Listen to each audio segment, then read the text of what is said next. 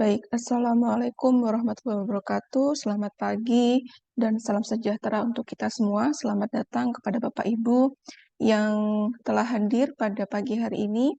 Selamat datang juga kami sampaikan kepada yang terhormat Wakil Dekan Bidang Akademik, Profesor Dr. Titin Andri Wihastuti, SKP MKes, yang terhormat Ketua Departemen Gizi Fakultas Ilmu Kesehatan UB, Dr. Nurul Musliha SPMkes, dan yang terhormat Ketua Program Studi Profesi Dietitian, Ibu Yoswi Rahmi, SGZ MSc.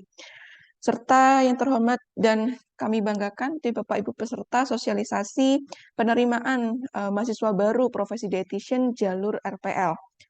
Alhamdulillah, puji syukur kita panjatkan kepada Tuhan Yang Maha Esa, karena berkat rahmat dan hidayahnya, kita masih bisa berkumpul untuk bersama-sama mengikuti kegiatan sosialisasi hari ini secara online di dalam kondisi dan keadaan sehat walafiat. Baik, sebelum memulai acara, perkenalkan saya Ilmia Fahmi selaku MC pada pagi hari ini yang akan memandu kegiatan sosialisasi hari ini, begitu ya, berkaitan dengan penerimaan mahasiswa baru jalur RPL untuk profesi dietitian. Izinkan saya membacakan susunan acara pada kegiatan sosialisasi hari ini.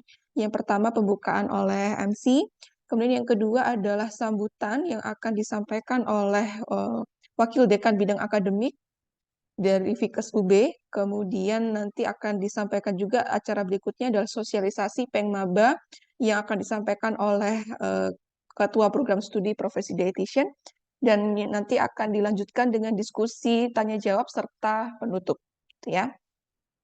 Baik, memasuki agenda selanjutnya sebelum ada baiknya kita memulai kegiatan pagi hari ini dengan membaca Bismillahirrahmanirrahim, begitu ya, supaya acara pada pagi hari ini dapat berjalan dengan lancar. Bismillahirrahmanirrahim. Baik, agenda berikutnya adalah sambutan yang akan dan pembukaan kegiatan yang akan disampaikan oleh Wakil Dekan Bidang Akademik Fakultas Ilmu Kesehatan Universitas Brawijaya kepada Profesor Dr. Titin Andri Wihastuti, SKP MKes. Waktu dan layar dipersilahkan. Ya, baik. Terima kasih Bu Ilmia selaku pembawa acara. Bismillahirrahmanirrahim. Assalamualaikum warahmatullahi wabarakatuh. Ya, Bapak Ibu sekalian yang saya hormati, Ibu Ketua Departemen Gizi Fakultas Ilmu Kesehatan Universitas Brawijaya, yang saya hormati juga Ibu Ketua Program Studi Profesi Dietitian Ibu Yosvi Rahmi pada pagi hari ini, dan tak lupa para peserta sosialisasi penerimaan mahasiswa baru Prodi Dietitian ya dalam program RPL atau Rekognisi Pembelajaran Lampau yang pada kali ini diikuti para dosen ya dari berbagai institusi pendidikan di seluruh Indonesia. Seperti kita ketahui bahwa profesi dietitian ini nampaknya dibutuhkan sangat banyak karena dari segi kuantitas masih sangat kurang sekali. Sehingga karena kebutuhan ini program studi dietitian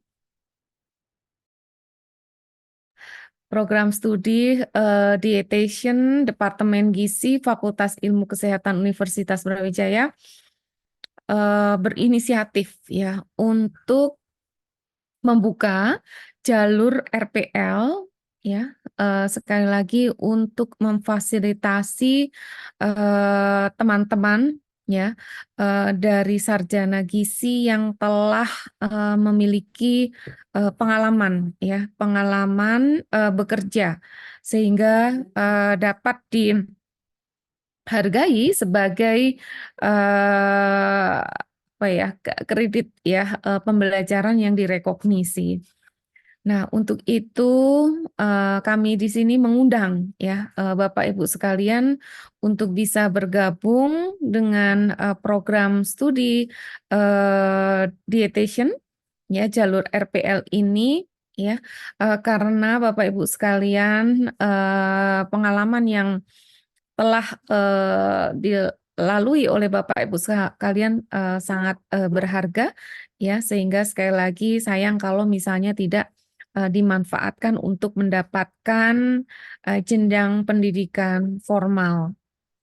Barangkali itu saja sedikit sambutan yang bisa saya sampaikan dengan mengucap Bismillahirrohmanirrohim, sosialisasi penerimaan mahasiswa baru di dietitian program RPL, program studi profesi dietitian Departemen Gizi Fakultas Ilmu Kesehatan Universitas Brawijaya dinyatakan dibuka.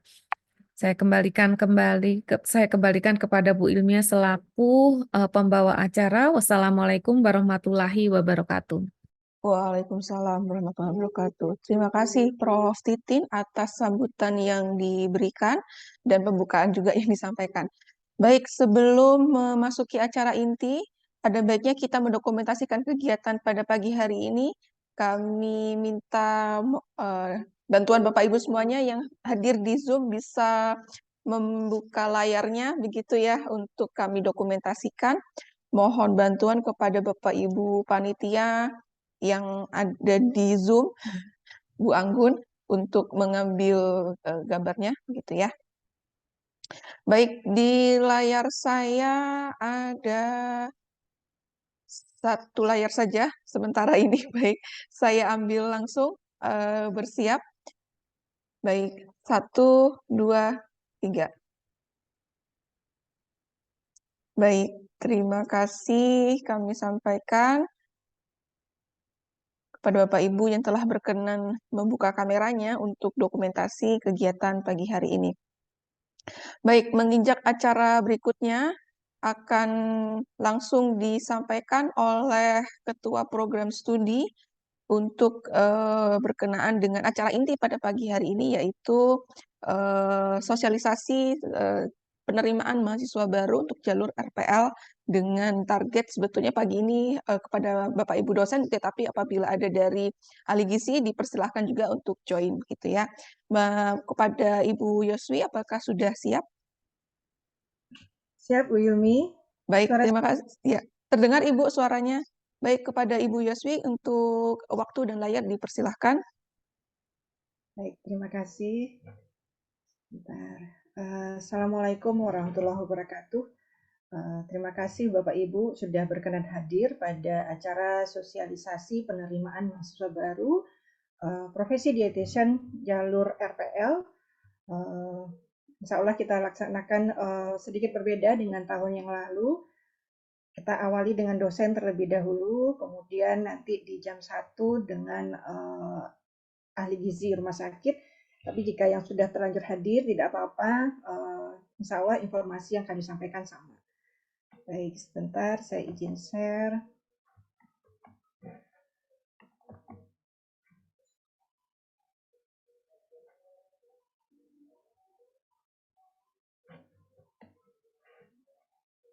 Oke.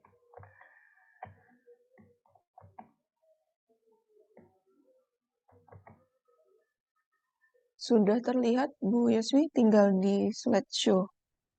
Baik. Ya, sudah. Baik, jadi hari ini saya selaku Ketua Program Studi akan mensosialisasikan penerimaan mahasiswa baru jalur FPL untuk profesi dietitian pada semester ganjil tahun ajaran 2024-2025. Alhamdulillah pada semester genap tahun ajaran 2023-2024 kami sudah menerima mahasiswa jalur FPL sebanyak 15 orang. Saat ini baru saja kemarin hari Jumat selesai proses pembekalannya, sehingga mulai Senin depan mereka sudah mulai melakukan praktek profesi di wahana praktek di daerah masing-masing. Baik, sedikit penjelasan terkait dengan RPL, bahwa RPL adalah pengakuan kredit satuan kredit semester per SKS atas capaian pembelajaran atau pengalaman kerja yang telah dimiliki untuk melanjutkan pendidikan ke jenjang yang lebih tinggi, sehingga tidak perlu mengambil semua SKS.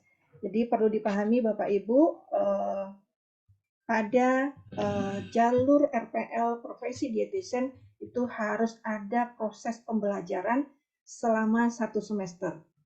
Karena ada di profesi lain benar-benar rekognisi total begitu ya, dengan semua pengalaman kerja yang sudah dimiliki, itu mereka bisa merekognisi semua capaian pembelajaran profesinya, sehingga tidak ada pembelajaran lagi. Nah, di kita di profesi dietitian harus ada pembelajaran selama 1 semester.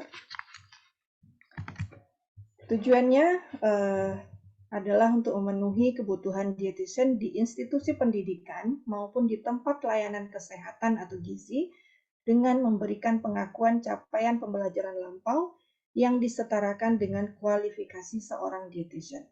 Artinya, Bapak Ibu setelah lulus program pendidikan jalur RPL ini, maka Bapak Ibu sama dengan dietitian dengan jalur reguler yang pendidikannya 1 tahun.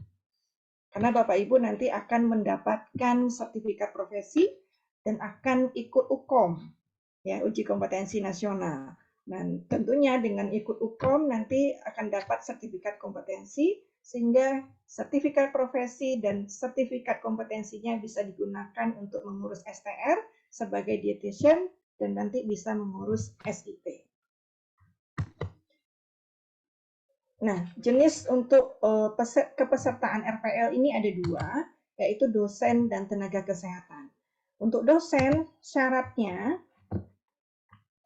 pendidikan minimal S2 dengan latar belakang pendidikan D3 atau D4 gizi atau sarjana terapan, atau S1 gizi atau S1 ilmu kesehatan masyarakat peminatan gizi atau gizi masyarakat dan sumber daya keluarga atau teknologi pangan dan gizi dengan kelulusan di bawah tahun 2010 atau yang sudah memperoleh dietitian dignity persagi.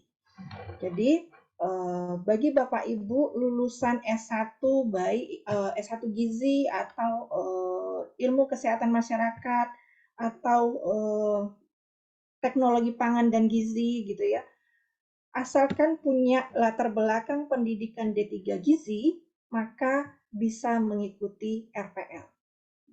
Beda dengan reguler. Kalau reguler harus S1 gizi atau D4 gizi. Hanya itu yang bisa mengikuti program pendidikan profesi. Nah, di RPL istimewa nih, Bapak Ibu, walaupun lulusannya bukan S1 gizi, tapi misalnya ilmu kesehatan masyarakat, kemudian teknologi pangan dan gizi atau gizi masyarakat dan sumber daya keluarga, ini adalah program studi lama begitu ya. Nah, asalkan lulusnya di bawah tahun 2010, yaitu tahun 2009, 2008, 2007, itu boleh mengikuti profesi dietitian jalur RPL. Kemudian telah bertugas sebagai dosen tetap di prodi atau jurusan gizi minimal selama 5 tahun. Ini minimal ya Bapak Ibu. Jadi kalau 3 tahun, mohon maaf tidak bisa ikut RPL, ikut reguler saja. Kemudian mengajar dalam bidang gizi klinik atau gizi masyarakat atau penyelenggaraan makanan dengan melampirkan data dukung yang relevan. Artinya harus ada surat tugas atau SK ya yang menunjukkan bahwa Bapak Ibu memang mengajar di bidang gizi klinik, gizi masyarakat atau penyelenggaraan makanan. Dan yang terakhir mempunyai kartu anggota persagi. Jadi dosen walaupun tidak memberikan pelayanan di masyarakat begitu ya, kecuali pengabdian masyarakat, nah tetap harus memiliki kartu anggota persagi. Ini kadang yang kami semester kemarin ada yang tidak bisa mendaftar karena dosennya tidak memiliki kartu anggota persagi. Jadi tolong ini menjadi catatan bahwa harus punya kartu anggota persagi.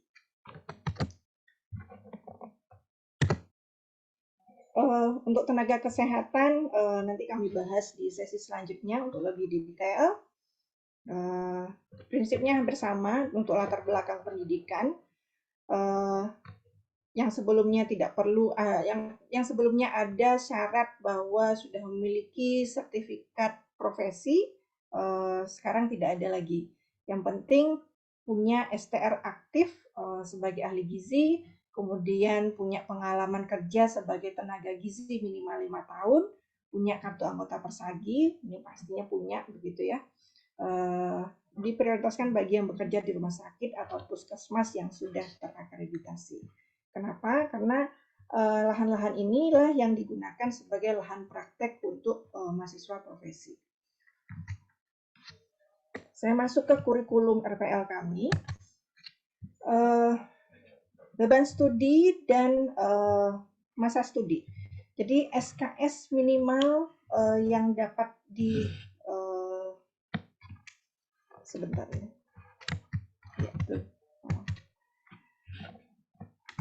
SKS minimal yang dapat direkognisi adalah 19 SKS. Dan SKS maksimal yang dapat direkognisi adalah 24 SKS. Sisa SKS sebesar 14 sampai 19 SKS ditempuh selama 1 semester pendidikan. Sehingga total beban studi adalah 38 SKS. Ini bagaimana realisasinya begitu ya. Nah, semisal dengan proses portofolio, Bapak Ibu ternyata hanya dapat direkognisi 15 SKS. Karena ada syarat minimal 19 SKS, maka tidak lolos seleksi. Tapi kalau misalnya sudah dapat memenuhi rekognisi 19 SKS, maka SKS yang ditempuh dalam 1 semester adalah 19 SKS. Kemudian, jika ternyata SKS yang dapat direkognisi 24 SKS, maka SKS yang ditempuh dalam 1 semester adalah 14 SKS. Kemudian ada kasus juga, SKS yang lulus dengan rekognisi portofolio 27 SKS.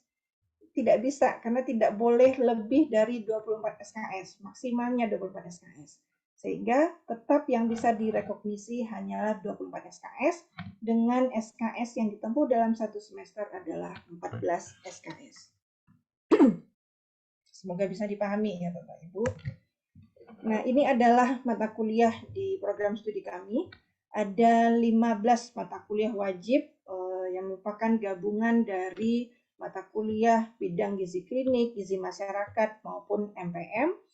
Kemudian ada mata kuliah pilihan, 3 mata kuliah pilihan, yang wajib dipilih satu saja. Apakah riset pada bidang gizi klinik, riset pada bidang gizi masyarakat, riset pada bidang manajemen penyelenggaraan makanan. Dipilih salah satu, dan ini wajib untuk dipilih. Jadi nanti total mata kuliah yang diambil adalah 16 mata kuliah dengan total 38 SKS. Struktur kurikulum kami 38 SKS dalam 2 semester. Diawali dengan pembekalan atau istilahnya mata kuliah pengantar praktek profesi dengan beban 3 SKS. Kemudian ada rotasi mata kuliah yang terkait dengan rotasi gizi masyarakat, gizi klinik maupun MPM.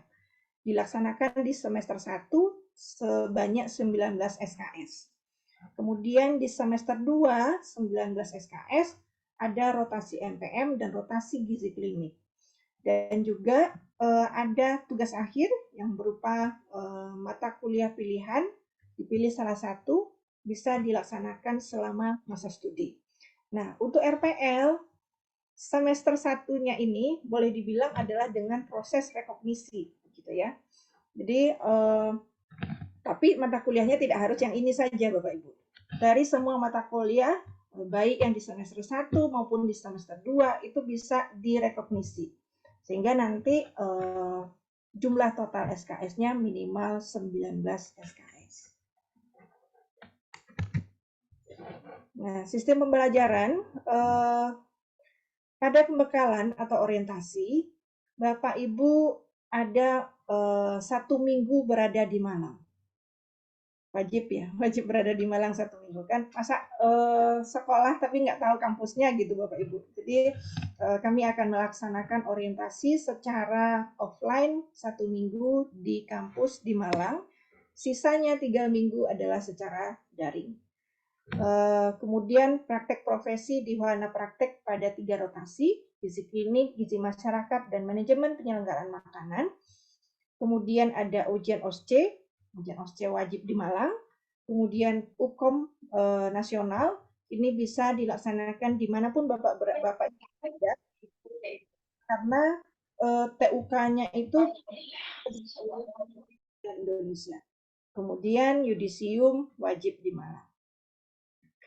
Kemudian pelaksanaan praktek profesi untuk lokasinya, untuk gizi klinik ada di Rumah Sakit Pendidikan tipe A, Rumah Sakit Pendidikan tipe B. Sedangkan gizi masyarakat bisa di puskesmas, bisa di kampus atau media sosial. Sedangkan yang MPM ada di rumah sakit dan di catering. Nah, untuk lokasinya ini ada syarat dan ketentuan berlaku, Bapak Ibu. Lahan dapat menggunakan rumah sakit atau puskesmas atau catering yang berada dekat dengan domisili peserta RPL. Namun harus memiliki MOU dengan UB. Nah, jadi nanti jika Bapak Ibu lulus program RPL kami, Bapak Ibu tidak perlu meninggalkan daerah asalnya. Bapak Ibu bisa berpraktek di daerah asal. Misalnya dari mana tadi saya lihat ada yang dari Lampung ya, kemudian ada yang dari Bengkulu. Itu nanti prakteknya tetap di Bengkulu atau di Lampung. Sehingga nanti proses pembimbingan, proses untuk presentasi itu kita lakukan secara daring. MOU kita proses untuk syarat untuk digunakan sebagai lahan.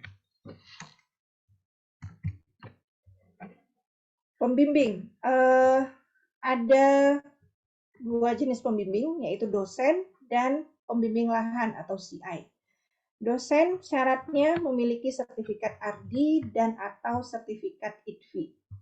Kemudian tidak sedang mengikuti program RPL Pendidikan Profesi Dietitian dan masa kerja lebih dari 5 tahun. Kemudian untuk CI atau pembimbing lahan, rotasi gizi klinik, pastikan rumah sakit yang Bapak Ibu nanti akan gunakan, pendidikannya minimal S1 atau D4 gizi, masa kerja minimal 5 tahun, dan memiliki sertifikat ARDI untuk rotasi gizi klinik. Jadi untuk rotasi gizi klinik ini harus ARDI yang membimbing. Sedangkan kalau rotasi gizi masyarakat, pendidikan minimal S1 atau D4 gizi dengan kerja minimal 5 tahun, begitu juga dengan rotasi penyelenggaraan makanan dan tidak harus ARDI.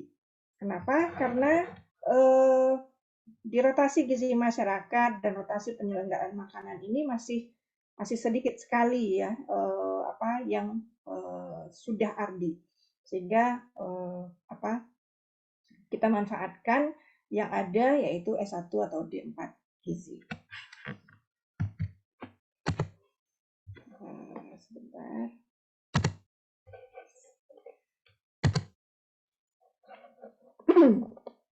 Nah, di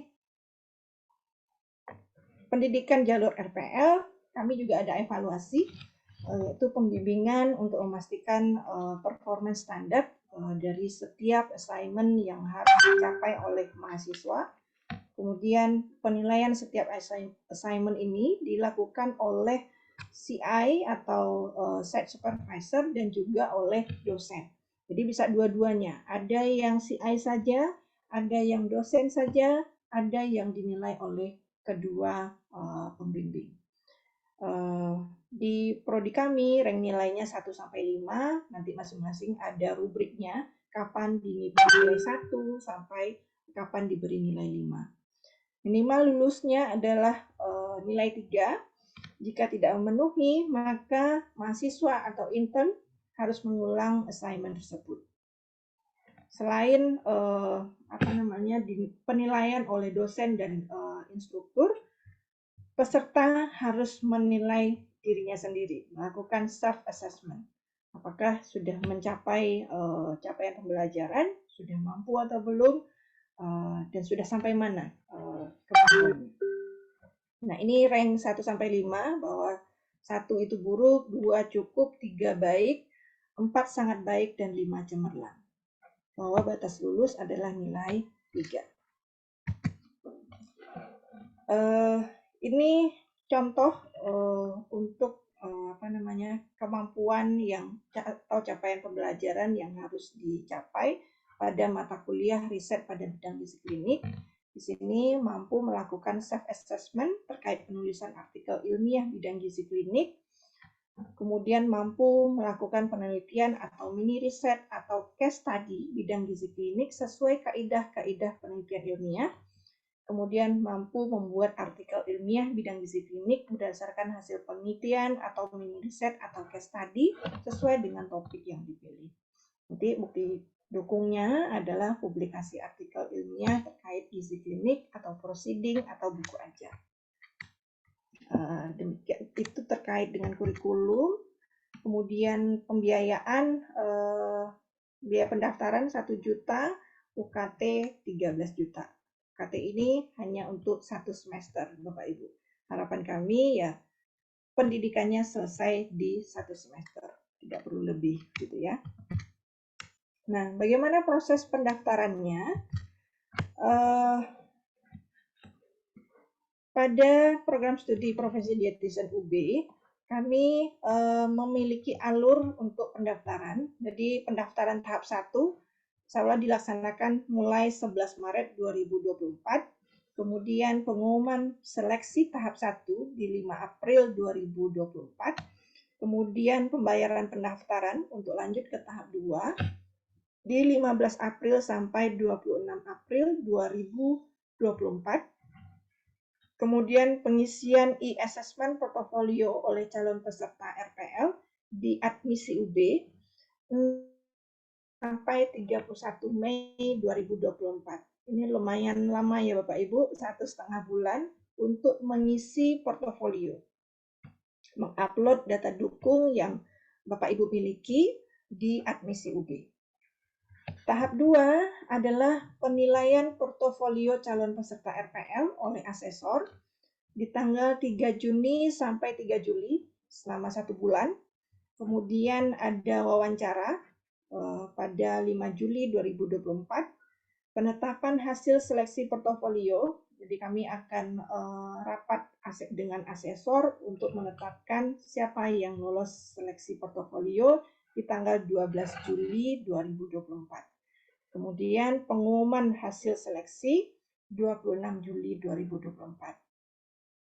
Jika ini sudah selesai, maka Bapak Ibu bisa melakukan daftar ulang semester ganjil tahun ajaran 2024-2025 sesuai kalender akademik UB. Sekarang sudah tanggal 9 Maret, jadi hari Senin 11 Maret Bapak Ibu bisa mulai melakukan pendaftaran untuk mengupload data-data di seleksi tahap 1. Ini mekanismenya. Jadi Bapak Ibu nanti akan diminta untuk membuat akun terlebih dahulu di admisi UB, kemudian upload pendaftaran tahap 1, kemudian akan dilakukan pengumuman hasil seleksi tahap 1. Bagi yang lolos seleksi tahap 1, maka bisa melakukan pembayaran pendaftaran. Kemudian selanjutnya bagi yang membayar atau yang daftar ulang gitu ya, maka bisa melakukan upload pemberkasan tahap 2, yaitu portofolio, data dukung yang Bapak Ibu miliki. Setelah diupload, maka selanjutnya dinilai oleh asesor. Oleh asesor, ya lumayan butuh waktu lama untuk melakukan penilaian. Kemudian setelah itu sidang asesor, kemudian penetapan hasil seleksi portofolio, kemudian pengumuman hasil seleksi, kemudian daftar ulang. Ya, jadi ada juga kemarin sudah bayar, tapi ternyata nggak upload dokumen, nanti nggak lulus ya Bapak Ibu ya. Jadi untuk bisa dinilai oleh asesor harus upload dokumen terkait dengan data dukung yang Bapak Ibu miliki. Nah, pendaftaran tahap awal, tahap 1, apa saja yang harus diupload, dipersiapkan, yaitu ijazah pendidikan terakhir dan S1 atau D4. Wajib disertakan untuk pemohon.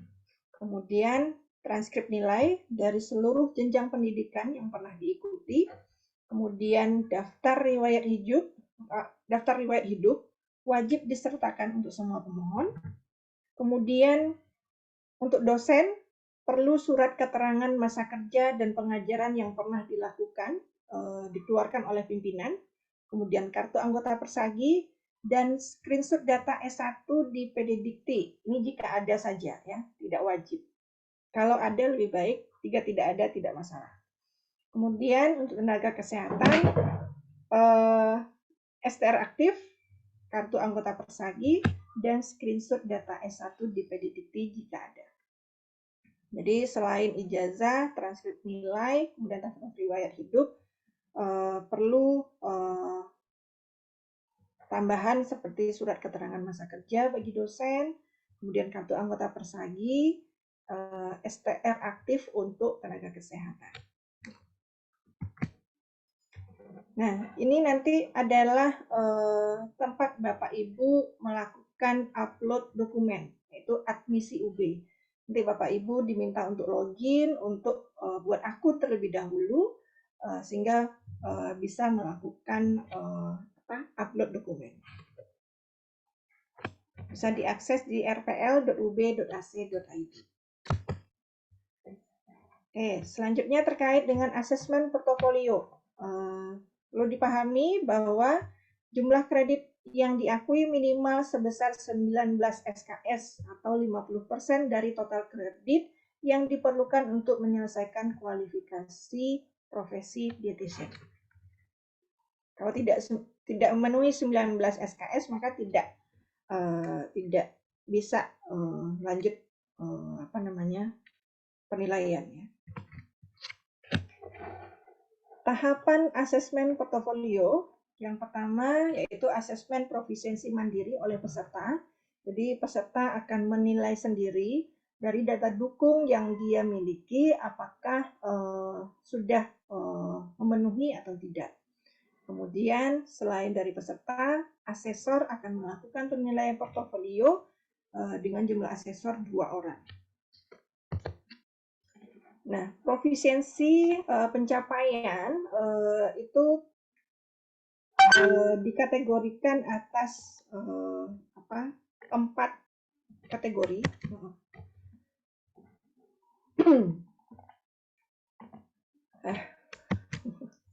4 kategori.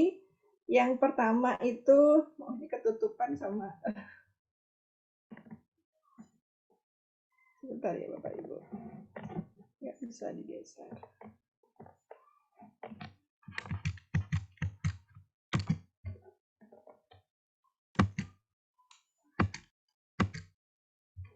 Nah, skor sangat baik.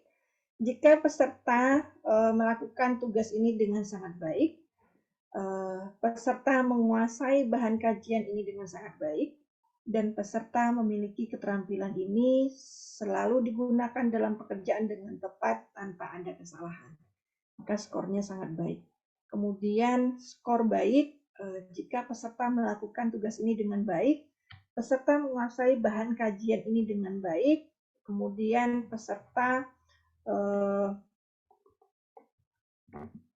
memiliki keterampilan ini dan kadang-kadang digunakan dalam pekerjaan, dan seterusnya. Tidak ada skor 3, adanya skor 2 dan skor 1.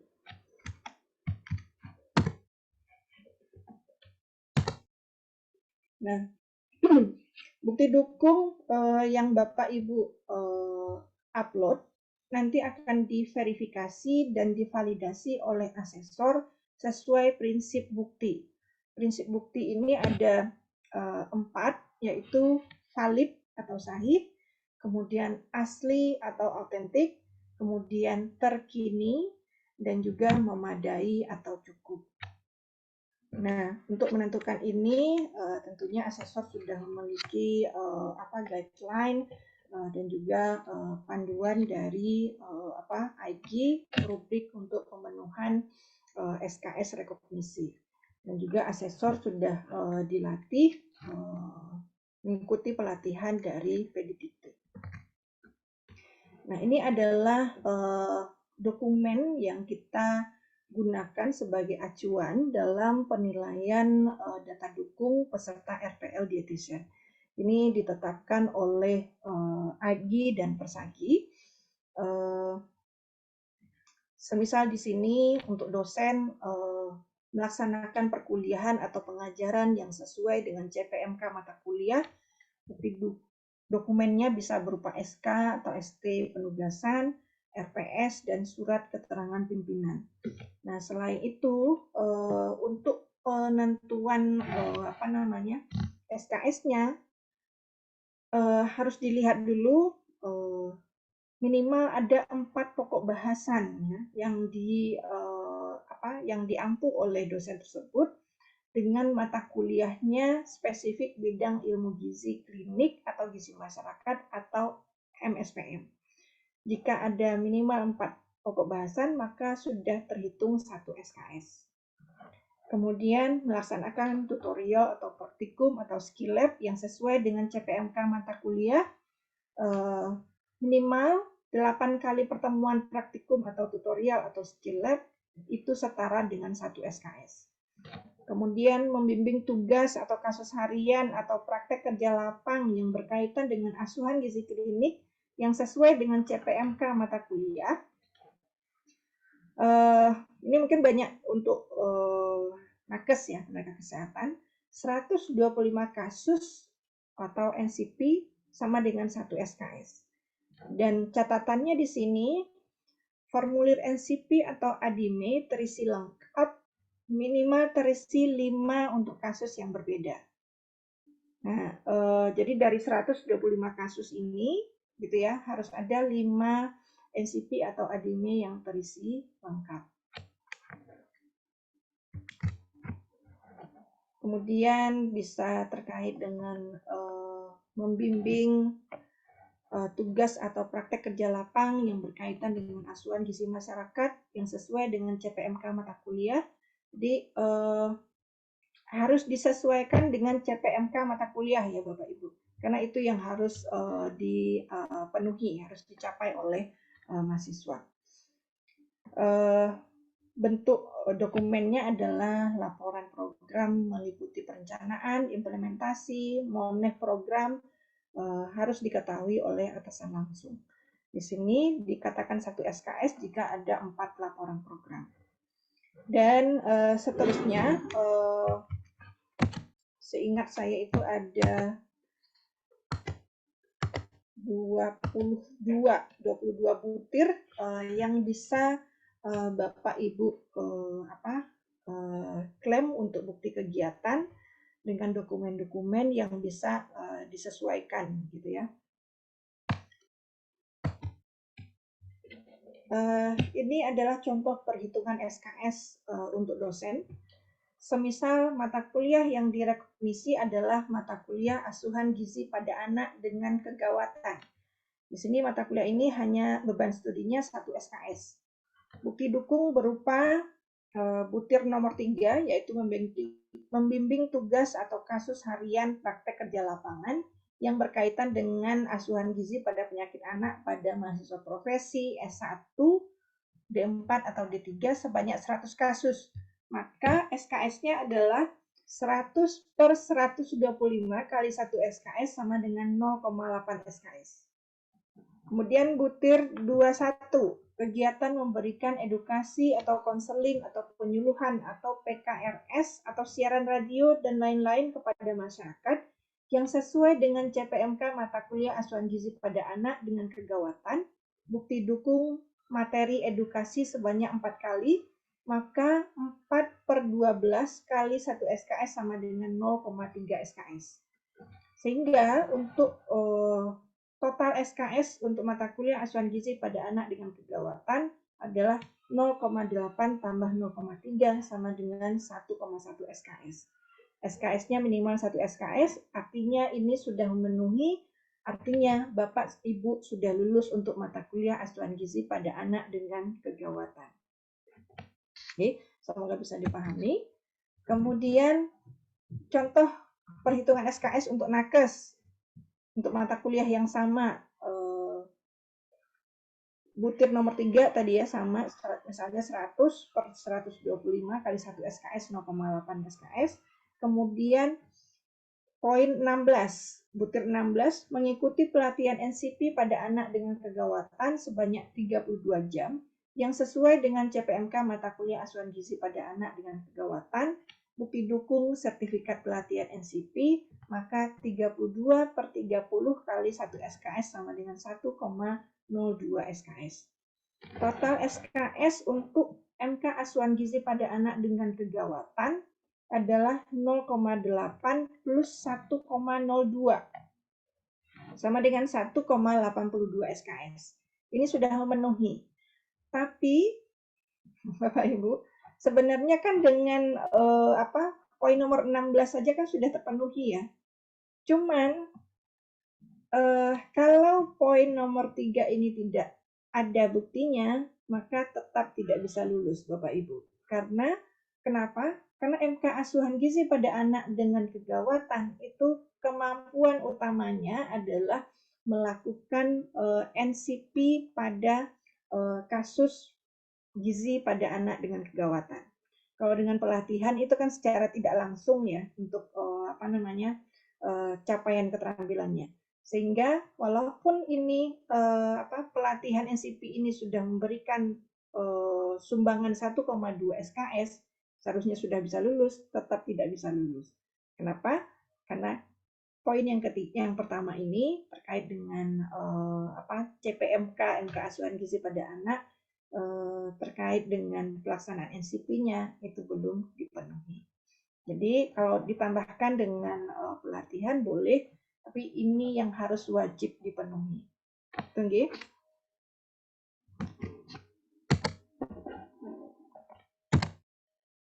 Nah, ini adalah lesson learn terkait dengan seleksi profesi dietitian jalur FPL pada ganjil 2023-2024 kemarin. Kami menemukan banyak kasus bahwa data dukung laporan kasus mahasiswa ini TTD dosennya tidak ada. Atau kalau untuk tenaga kesehatan berarti TTD dari instrukturnya atau CI-nya tidak ada, sehingga tidak bisa diakui sebagai bukti dukung. Karena bisa saja bahwa kasus itu bukan Bapak Ibu yang membimbing begitu. Jadi harus ada buktinya bahwa Bapak Ibu lah yang membimbing laporan kasus mahasiswa tersebut dengan adanya TTD Bapak Ibu di laporan kasus mahasiswa. Biasanya di lembar pengesahan gitu ya. Kemudian ada juga yang unggah dokumen dukung tidak sesuai dengan mata kuliah yang diklaim.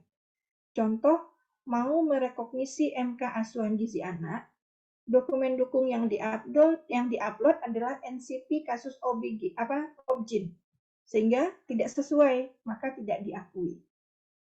Jadi hati-hati dalam mengupload dokumen dukung, harus sesuai dengan CPMK mata kuliahnya.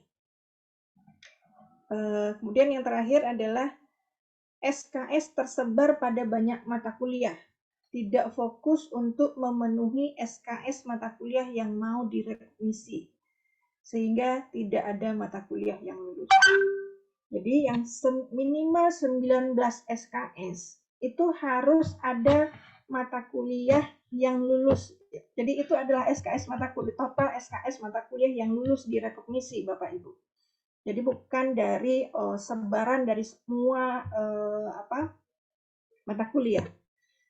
Jadi kalau misalnya tadi mata kuliah pengantar praktek profesi 3 SKS, Bapak Ibu harus mempunyai data dukung terkait dengan CPMK terkait hingga memenuhi 3 SKS.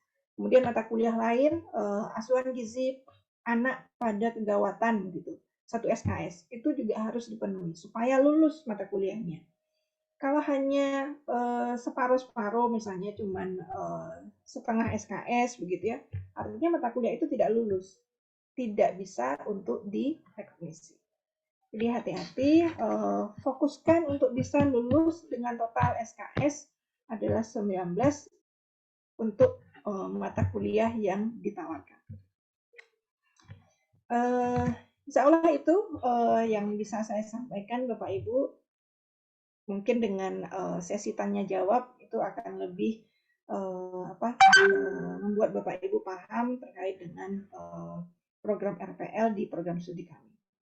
Demikian, terima kasih. Assalamualaikum warahmatullahi wabarakatuh. Baik, Waalaikumsalam warahmatullahi wabarakatuh. Terima kasih Bu Yoswi yang sudah memaparkan begitu ya bagaimana nanti proses seleksi untuk program studi dietitian jalur RPL ini akan dilaksanakan khususnya di Universitas Brawijaya ya. Baik, selanjutnya kita beranjak ke pertanyaan begitu ya Bu Yoswi. Jadi ini sudah ada beberapa pertanyaan yang disampaikan oleh peserta. Jadi saya barangkali izin terlebih dahulu untuk menyampaikan pertanyaan yang sudah dikirimkan gitu ya. Apabila nanti ada yang belum tersampaikan, nanti Bapak Ibu bisa langsung menyampaikannya via open mic begitu ya. Baik, ini yang pertama. Oh, maaf Bu. Jadi tadi baik. Yang pertama adalah pertanyaan dari Ibu Mardiana dari Universitas Negeri Semarang, begitu ya. Pertanyaannya adalah berapa lama ujian OSCE akan diselenggarakan di UB? Mungkin dari Bu Yoswi bisa langsung menjawab. Baik, OSCE ini karena ujian keterampilan ya Bu Mardiana, jadi sangat tergantung dengan jumlah peserta. Untuk sekarang saat ini alhamdulillah di fakultas kami itu sudah ada OSCE Center di mana bisa memiliki 18 stasiun. Sehingga kalau kita di profesi dietitian misalnya kemarin tahun sebelumnya kami hanya menggunakan 6 stasiun, artinya bisa 3 tapi tergantung juga dengan jumlah staf yang bisa mendampingi begitu ya. Harusnya bisa dalam 1 hari saja. 1 hari pagi sampai sore itu bisa selesai kegiatan OSCE-nya. Nah, karena OSCE ini adalah uji keterampilan, makanya harus ke Malang Bapak Ibu. Jadi nanti bisa dipertimbangkan dari awal untuk mempersiapkan biaya dan menyesuaikan waktunya untuk bisa mengikuti ujian OSCE. Demikian Bu Mardiana. Ya, baik. Terima kasih Bu Yoswi atas jawabannya. Kemudian pertanyaan kedua dari Bapak Suardin, Universitas Islam Negeri Sunan Ampel, Surabaya. 10 tahun sudah menjadi dosen kesehatan, 2 tahun menjadi dosen gizi, apakah bisa mendaftar? Karena tadi persyaratannya minimal 5 tahun menjadi dosen ya Bu ya. Nah ini kalau beliaunya 10 tahun jadi dosen gitu ya, tetapi yang di jurusan gizinya baru 2 tahun saja. Ini apakah bisa mendaftar RPL dietitian gitu? Tadi sebentar saya cek di slide saya ya. Apakah ada penjelasan spesifik? Bentar ya Bu Yoni. Saya buka lagi syarat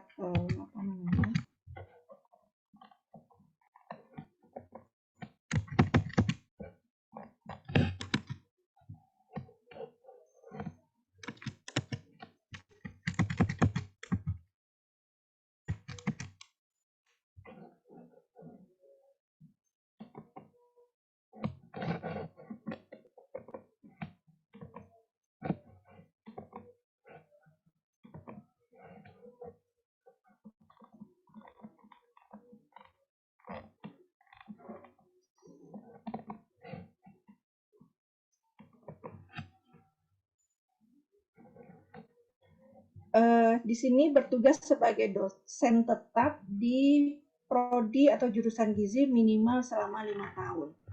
Nah, kalau pemahaman saya adalah artinya kan mengajarnya di bidang gizi klinik, gizi masyarakat atau penyelenggaraan makanan selama 5 tahun ini begitu. Kalau yang di dosen kesehatan itu Bapak atau Ibu tadi mengajarnya adalah salah satu bidang ini, menurut saya bisa saja karena kan itu termasuk taruhlah bidang kesehatan itu adalah misalnya kesehatan masyarakat misalnya. Nah itu termasuk di bagian mengajar bidang gizi masyarakat ini. Dan itu juga bagian dari bidang yang harus dikuasai di jurusan gizi gitu ya, prodi gizi. Menurut saya bisa saja tadi Pak siapa namanya? Pak Di Suwardin, Bu. Pak Zuardin di 2 tahun dari di gizi dan di kesehatan tadi ya Pak ya. Harusnya bisa Ya, Pak. ya. Boleh. Barangkali yang perlu dicek adalah bukti-bukti dukungnya ya begitu ya Bu Yoswi ya. Apakah bukti dukung selama menjadi dosen 10 tahun itu bisa memenuhi atau bisa mengklaim mata kuliah yang ada di pendidikan profesi? Barangkali seperti itu ya Bu ya, karena tidak semua mata kuliah gitu ya barangkali bisa kita klaimkan untuk diakui di portofolionya pendidikan profesi dietitian seperti itu. Begitu Bu Yos ya. Ya. Baik, pertanyaan berikutnya ini ada dari Ibu Ima dari Stikes Panti Rapi. Pertanyaannya adalah apabila S1-nya teknologi pangan tanpa basic D3 gizi dan beliau mengambil S2 gizi, apakah bisa mengikuti RPL? Baik, saya share kembali syaratnya. Jika S1-nya adalah THP, tidak ada background D3 gizi, maka poin A ini tidak terpenuhi, Ibu. Karena syaratnya kalau THP kemudian untuk dosen begitu ya, dia harus punya latar belakang pendidikan D3 gizi. Karena basic ilmu gizinya adanya di D3-nya itu begitu. Itulah yang menjadi dasar kenapa program S1 gizi dari prodi lain, misalnya di sini adalah teknologi pangan dan gizi, itu bisa mengikuti RPL karena dia punya pendidikan gizi dasarnya yaitu di D3-nya. Jadi kalau tidak ada D3 tidak bisa. Oh, mohon maaf sekali. Barangkali dikhawatirkan kalau tidak ada background gizi sama sekali ini nanti ketika mengerjakan kasus-kasus klinik ya Bu ya, kalau beliaunya punya pengalaman di pangan, artinya kan barangkali nanti terkait manajemen pangan mungkin bisa diakui begitu ya, tetapi untuk artinya kan harus mengambil mata kuliah di bidang gizi masyarakat atau gizi klinik selama pendidikan profesi. Nah, kalau tidak ada background D3 gizi nanti dikhawatirkan terlalu terlalu berat gitu ya untuk mengerjakan tugas kliniknya. Nanti kaget terus malah ini dikhawatirkan malah nanti tidak selesai seperti itu. Baik, terima kasih Bu Yoswi atas jawabannya. Semoga sudah cukup jelas ya Bu Ima tadi. Kemudian berikutnya adalah pertanyaan dari Bu Dina dari Poltekkes Tasikmalaya. Untuk rumah sakit yang dipakai, ini apakah salah satu tipe saja atau harus tipe A dan tipe B? Bu Imi bisa di-share ya pertanyaannya ya Bu Imi. Oh iya, iya, iya. Sebentar Bu.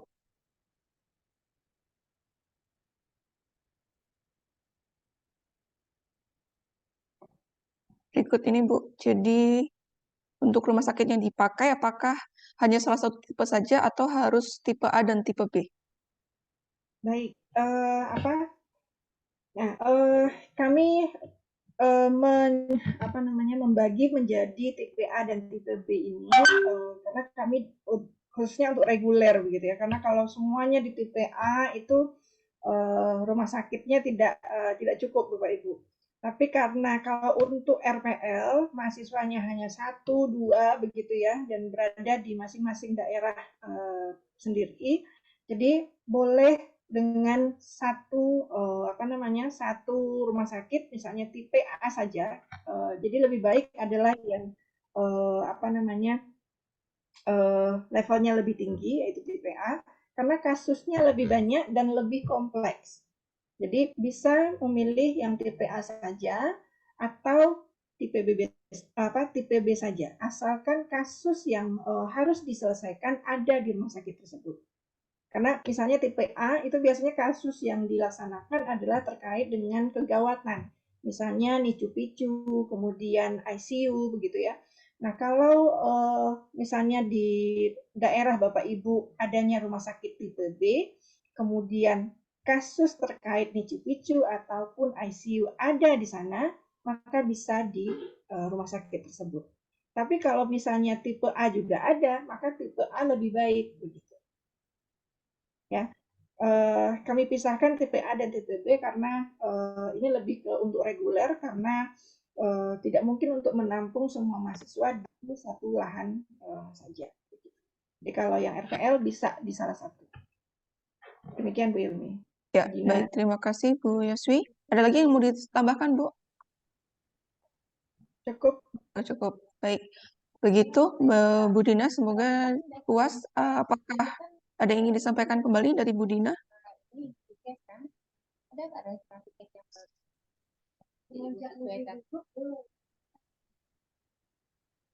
Ya, halo. Atau bocor ya? Baik. Pertanyaan berikutnya dari Pak Sigit Yudhistira, Stikes Husada Borneo. Beliau menanyakan, kalau masa kerja dosen sudah 5 tahun, tetapi lulusan S1 gizinya lebih dari tahun 2010, apakah tidak bisa mendaftar kelas RPL Dietitian? Ya. Kemudian untuk yang lulusan lebih dari tahun 2010 ini, apakah ada syarat lain yang harus dipenuhi agar tetap bisa menjadi mahasiswa RPL dari jalur dosen? Begitu, Bu Yuswi. Jadi Oke, dua baik. pertanyaan ini jadi satu. Baik, kalau yang dosen gizi lebih lagi Pak, lebih bisa lagi untuk bisa ikut RPL dengan syarat minimal sudah 5 tahun kerja. Ya, jadi sudah S2, sudah 5 tahun bekerja, kemudian lulusan S1 gizi. Maaf sebentar Bu Yumi, baterai saya mau habis sebentar ya. Oh iya Bu, baik silakan.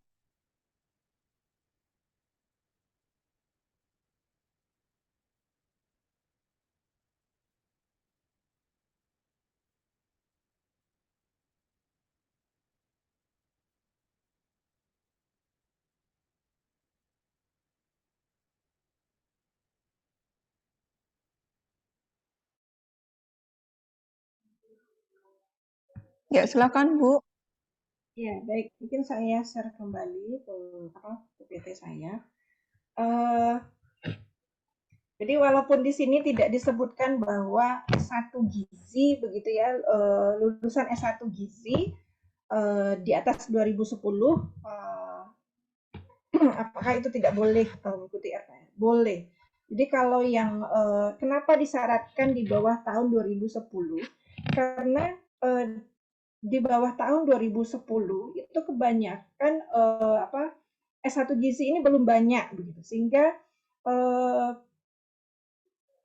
kalau kita mensyaratkan harus S1 gizi mungkin nggak banyak yang teman-teman yang bekerja di rumah sakit atau dosen yang best.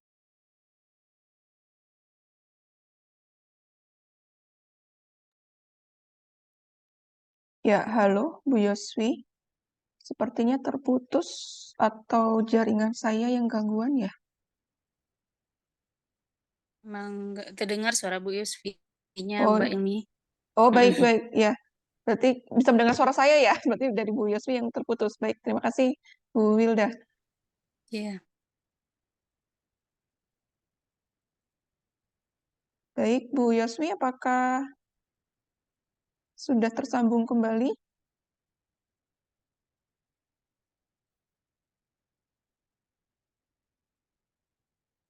Monitor, Bu Yos?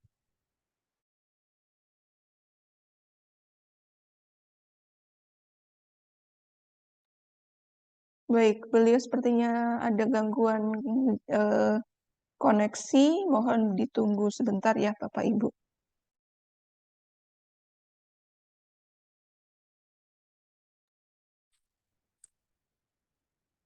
Izin Mbak Ilmi, kita bisa bertanya langsung mungkin Mbak Ilmi sambil menunggu. Oh iya, nanti barangkali menunggu Bu Yoswi, Ibu Wilda, begitu Ah, ya. Ya, nanti akan saya buka kesempatan untuk bertanya langsung. Oke, terima kasih Mbak Ilmi.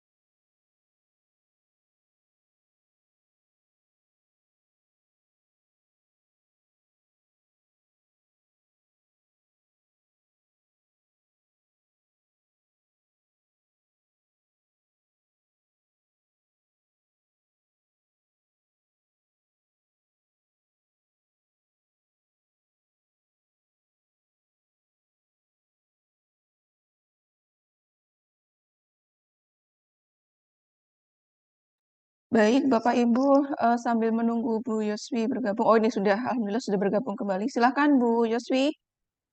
Halo Bu, apakah bisa mendengar suara saya? Bu Yoswi? Ya, Bu Ilmi. Ya, Maaf, saya terlempar. ya, silakan Bu tadi. Halo. Iya, terdengar Bu, tapi agak putus-putus Ya, memang mungkin. saya simpulkan bahwa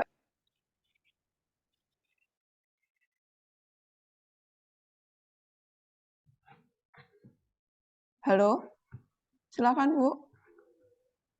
ya halo. Ya, jadi bisa S1 Gizi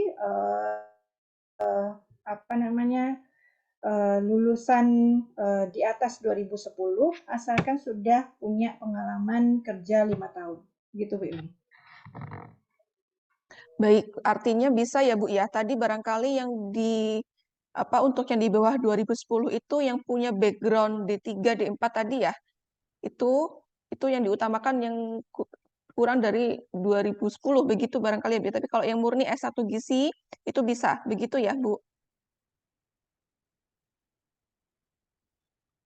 Ya. Iya, betul sekali. Oh ya, baik. Ibu, sepertinya sinyalnya di Bu Yoswi agak ini ya gangguan, jadi mungkin sementara videonya boleh di off dulu saja, nggak apa-apa. Baik, saya lanjutkan untuk pertanyaan berikutnya. Jadi begitu ya Bapak Sigit, dipersilahkan kalau jika Bapak ingin mendaftar, begitu ya, dipersiapkan mulai dari sekarang persyaratannya, gitu ya. Baik, baik sebelum saya ke pertanyaan berikutnya, barangkali saya persilahkan jika ada Bapak Ibu yang ingin menyampaikan secara langsung untuk bertanya kepada Bu Yoswi. Iya. Ada. Ya, dipersilakan Bu Wilda. Iya. Terima Ya. kasih Bu Ilmi, Bu Yosfi, izin tidak buka kamera ini Bu, mohon izin. Ya, Assalamualaikum warahmatullahi wabarakatuh. Ya, kami mungkin ingin inikan Bu terkait yang kemarin pengisian data asesmen kami yang terus sebelumnya. Memang di sini kita melihat seperti contoh tadi Bu Yosfi, ada di data dosen itu kita penilaiannya kan ini Bu, di nomor 3 kita bisa membimbing kasus ini. Cuman memang tidak sampai 100 itu Bu. Tapi untuk yang nomor poin 21 kita bisa memenuhi sehingga nilai kita kurang tidak sampai 1. Berarti kita tidak bisa pengakuan ya Bu ya. Berarti kita memang memastikan dari CPMK itu sudah bisa memenuhi untuk 1 SKS ya Bu sesuai dengan CPMK-nya. Itu Bu dari kami Bu. Baik, dipersilakan Bu Yoswi. Oke, eh, Ibu. terima kasih Bu Firda. Jadi apa namanya, ada minimal 70% nilai yang bisa untuk lulus. Jadi batas nilai untuk mata kuliah itu adalah nilainya B. Nilai B itu di atas 70.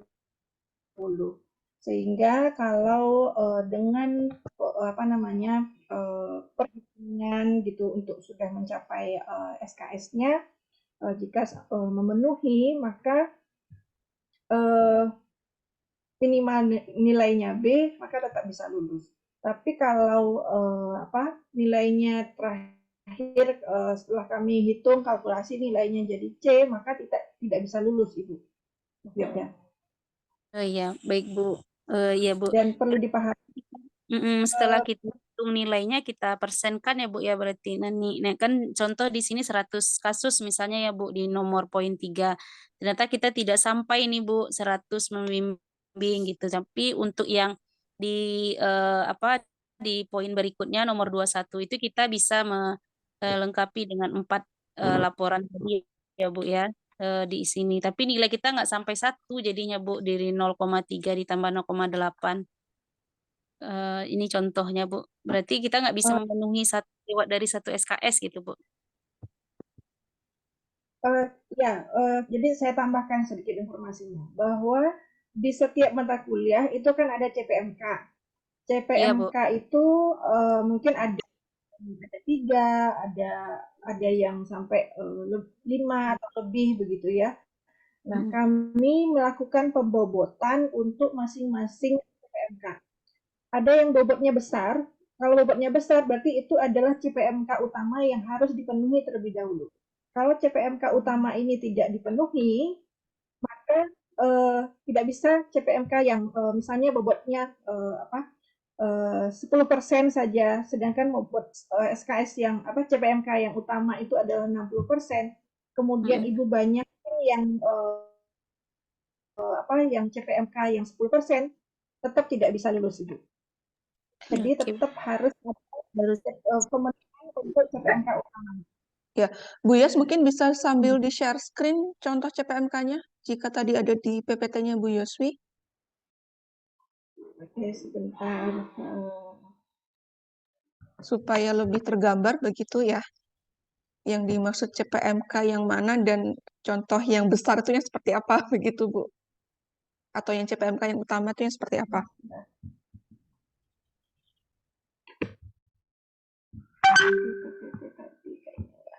Sehingga nanti harapannya juga dari Bapak Ibu dosen begitu ya, ketika mengunggah bukti itu bisa rata di semua CPMK-nya gitu ya, sehingga tidak hanya berat di salah satu CPMK saja.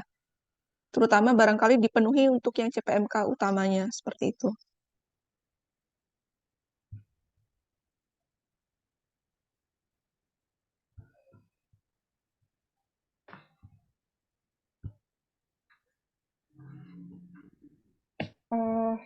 Saya tadi adanya ini ya. Jadi di mata kuliah riset pada bidang gizi klinik, ada CPMK mampu melakukan self-assessment, kemudian mampu melakukan penelitian, dan mampu membuat artikel ilmiah. Maka bobot yang paling besar di CPMK inilah CPMK 2 dan 3. Sedangkan CPMK 1 itu hanya 10% saja. Nah, jadi utamakan Bapak Ibu punya artikelnya, dan kalau punya artikelnya berarti kan juga melakukan penelitian begitu. Nah, jangan misalnya self assessment ini saja yang diutamakan. Saya nggak punya contoh yang slide yang lebih detail lagi.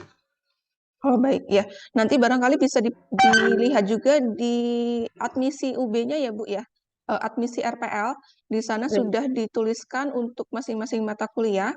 Jadi mungkin barangkali yang saya ingat seperti contohnya adalah mata kuliah asuhan gizi pada anak begitu ya. Biasanya kan juga yang CPMK pertama berkaitan dengan profesionalisme, dan kemudian CPMK berikutnya berkaitan dengan melakukan asuhan gizi dan seterusnya. Nah, itu biasanya yang utama justru yang melakukan asuhan gizinya itu begitu ya. Jadi jangan kalau yang berkaitan profesionalisme biasanya bisa bukti-buktinya dengan mengikuti seminar gitu ya yang menunjukkan bahwa memang Bapak Ibu eh, selalu update keilmuan begitu ya, tetapi bukan diperbanyak di sertifikat seminar atau pelatihan ya, tapi justru yang pengalaman membimbingnya begitu ya, itu yang diutamakan. Seperti kalau Bapak Ibu membimbing artinya kan mengetahui konten dari kasus-kasus yang dikerjakan oleh mahasiswanya seperti itu. Barangkali begitu ya Bu Yoswi ya. Baik Bu Ilmi, Mbak Yusfi, nanti mohon izin juga pencerahannya juga kalau kami ingin bertanya ulang jika tidak Ya, kurang ya, paham. Makasih ya. Bu. Dipersilahkan Bu Wilda, ya sama-sama. Baik, berikutnya dipersilahkan Pak Irwan Budiono yang sudah resennya agak lumayan lama. Capek ya Pak ya. Dipersilahkan Pak. Terima kasih. Ya, Assalamualaikum. Yang saya salam. hormati Bu Yosfi, Bu Ilmia, Bapak Ibu dosen gizi yang hadir di forum ini dari seluruh Indonesia. Bu Yosfi, saya sebelum bertanya saya mau menyampaikan dahulu bahwa adanya banyak pertanyaan dari dosen tadi terkait dengan proses self assessment gitu ya, untuk penilaian portofolio supaya lolos minimal 19 itu sebenarnya kan karena saya pribadi ya, saya belum membaca belum tahu, mungkin ada instrumennya juga ya. Saya punya ini nanti diakui berapa gitu. Semoga ada instrumennya sehingga uh, membantu kami di dalam melakukan penilaian awal itu. Saya belum membaca sama sekali apa saja yang bisa direkognisi gitu. Kalau sebelumnya sudah membaca, tentu pertanyaannya mungkin akan bergeser ke hal-hal yang lain. Nah, semoga instrumen itu ada nggih, Bu Yosfi. Jika ada nanti mungkin bisa diinformasikan untuk self assessment tadi. Kemudian saya ingin bertanya tentang ini. Ya, pertanyaan yang optimis saja ya, ini kita ini insya Allah lulus semua gitu. Nah, kalau lulus itu nanti dokumen bukti kelulusannya itu apakah berupa ijazah atau sertifikat?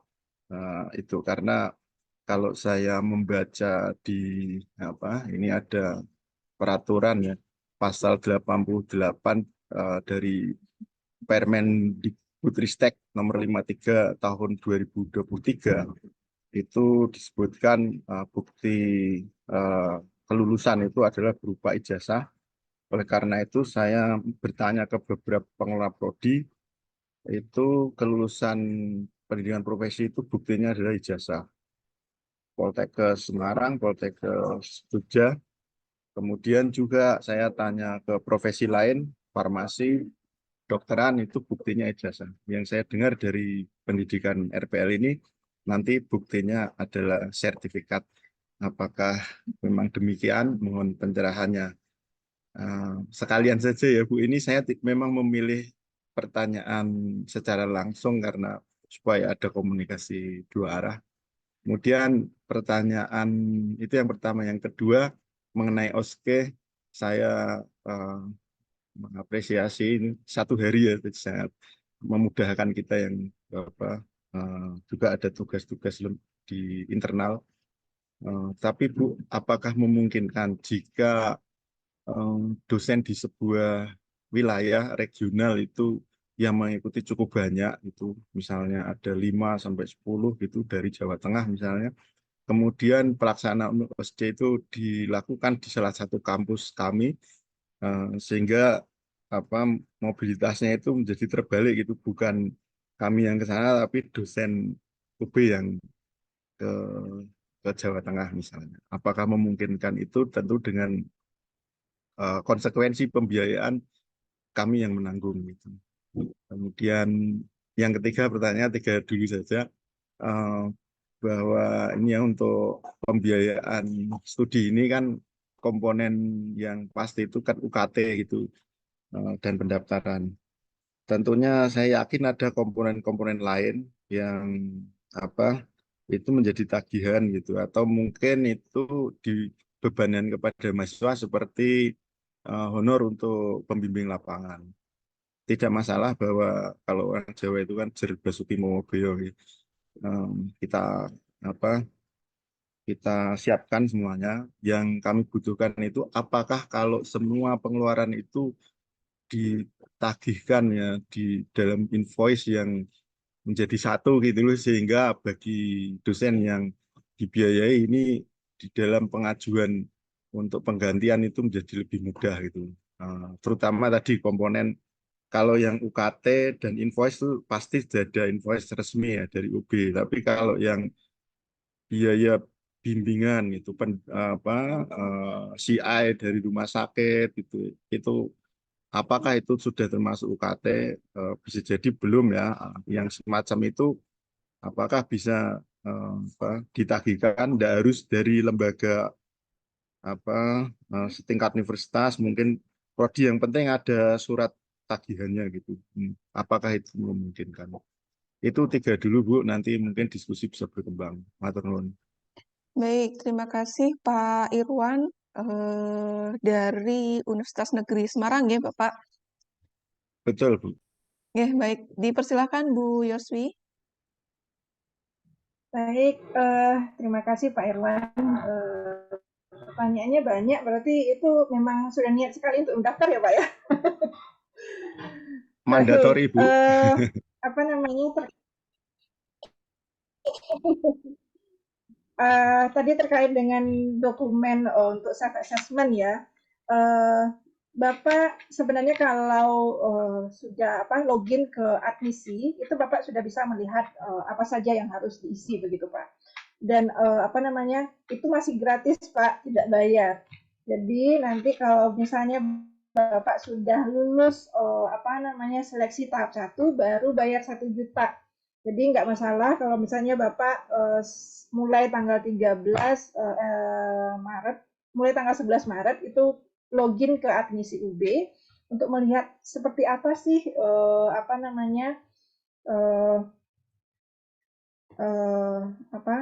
tampilan di admisi yang harus diisi. Insya Allah itu akan memberikan gambaran lebih baik terkait dengan penilaian yang harus Bapak lakukan. Kemudian terkait dengan ijazah. Nah, sejauh ini saya memahami bahwa untuk pendidikan profesi, jika sudah selesai pendidikan, maka yang didapatkan adalah sertifikat profesi, Pak, bukan ijazah. Ijazah itu untuk lulusan S1. Sedangkan profesi itu sertifikat kompetensi, sertifikat profesi. Saya lupa untuk regulasinya ya, dan sejauh pengetahuan saya belum ada perubahan Pak terkait dengan ijazah atau sertifikat profesi ini. Jadi setelah lulus nanti yang akan didapatkan adalah sertifikat profesi, bukan ijazah. Kemudian terkait dengan OSCE, apakah mungkin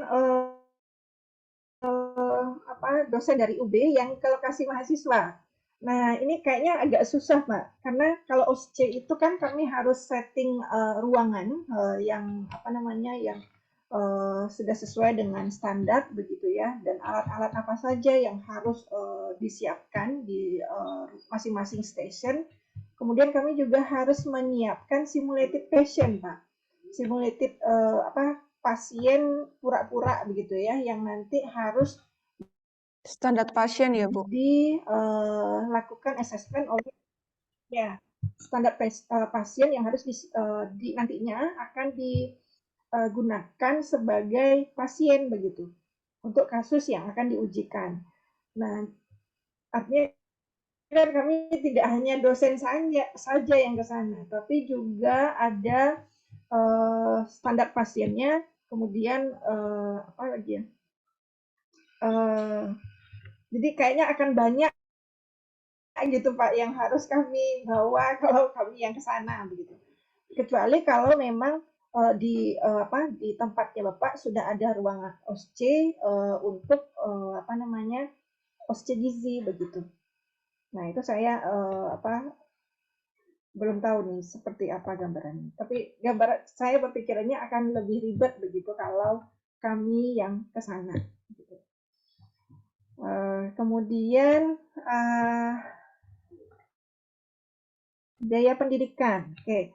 Biaya pendidikan UKT 13 juta itu digunakan untuk fee institusi wahana praktek. Juga untuk honor instruktur yang membimbing di lahan. Kemudian juga untuk biaya ujian akhir, ujian OSCE, dan jas alma mater UB. Itu adalah hak-hak dari mahasiswa dengan UKT 13 juta. Tapi mohon maaf, UKT ini tidak termasuk di dalamnya biaya uji kompetensi nasional, biaya wisuda, biaya sumpah profesi, gitu ya. Itu tidak masuk di UKT. Dan juga jas profesi. Kami ada seragam untuk sebagai tanda pengenal mahasiswa dietitian, yaitu berupa jas profesi. Nah, itu juga di luar UKT. Jadi 4 hal itulah yang nanti akan diminta dibayar oleh mahasiswa kembali, yaitu jas profesi, biaya uji kompetensi nasional, biaya wisuda, biaya sumpah profesi. Dan kami mohon maaf Pak, karena itu masuknya bukan ke rekening kami begitu ya. Jadi kami tidak bisa memberikan rincian biaya itu untuk secara legal kami mintakan begitu, tidak bisa karena pembayaran itu wisuda nanti beda lagi, sumpah kalau sumpah itu bayarnya ke organisasi profesi yang melaksanakan, misalnya DPD begitu ya. Kemudian jas profesi berarti ke tukang jahitnya dibayarkan gitu ya. Kemudian kalau Ukom berarti ke panitia Ukomnas bayarnya. Jadi tidak bisa kami membuatkan tagihan begitu. Yang kami bisa hanya UKT dan pendaftaran saja. Begitu Bu Ilmi. Ya, baik. Dan barangkali juga menambahkan apabila ada kegiatan tryout uji kompetensi dan itu ternyata berbayar juga langsung ke mahasiswa ya Bu ya, tidak termasuk UKT ya Bu ya? Ya, betul, tidak termasuk.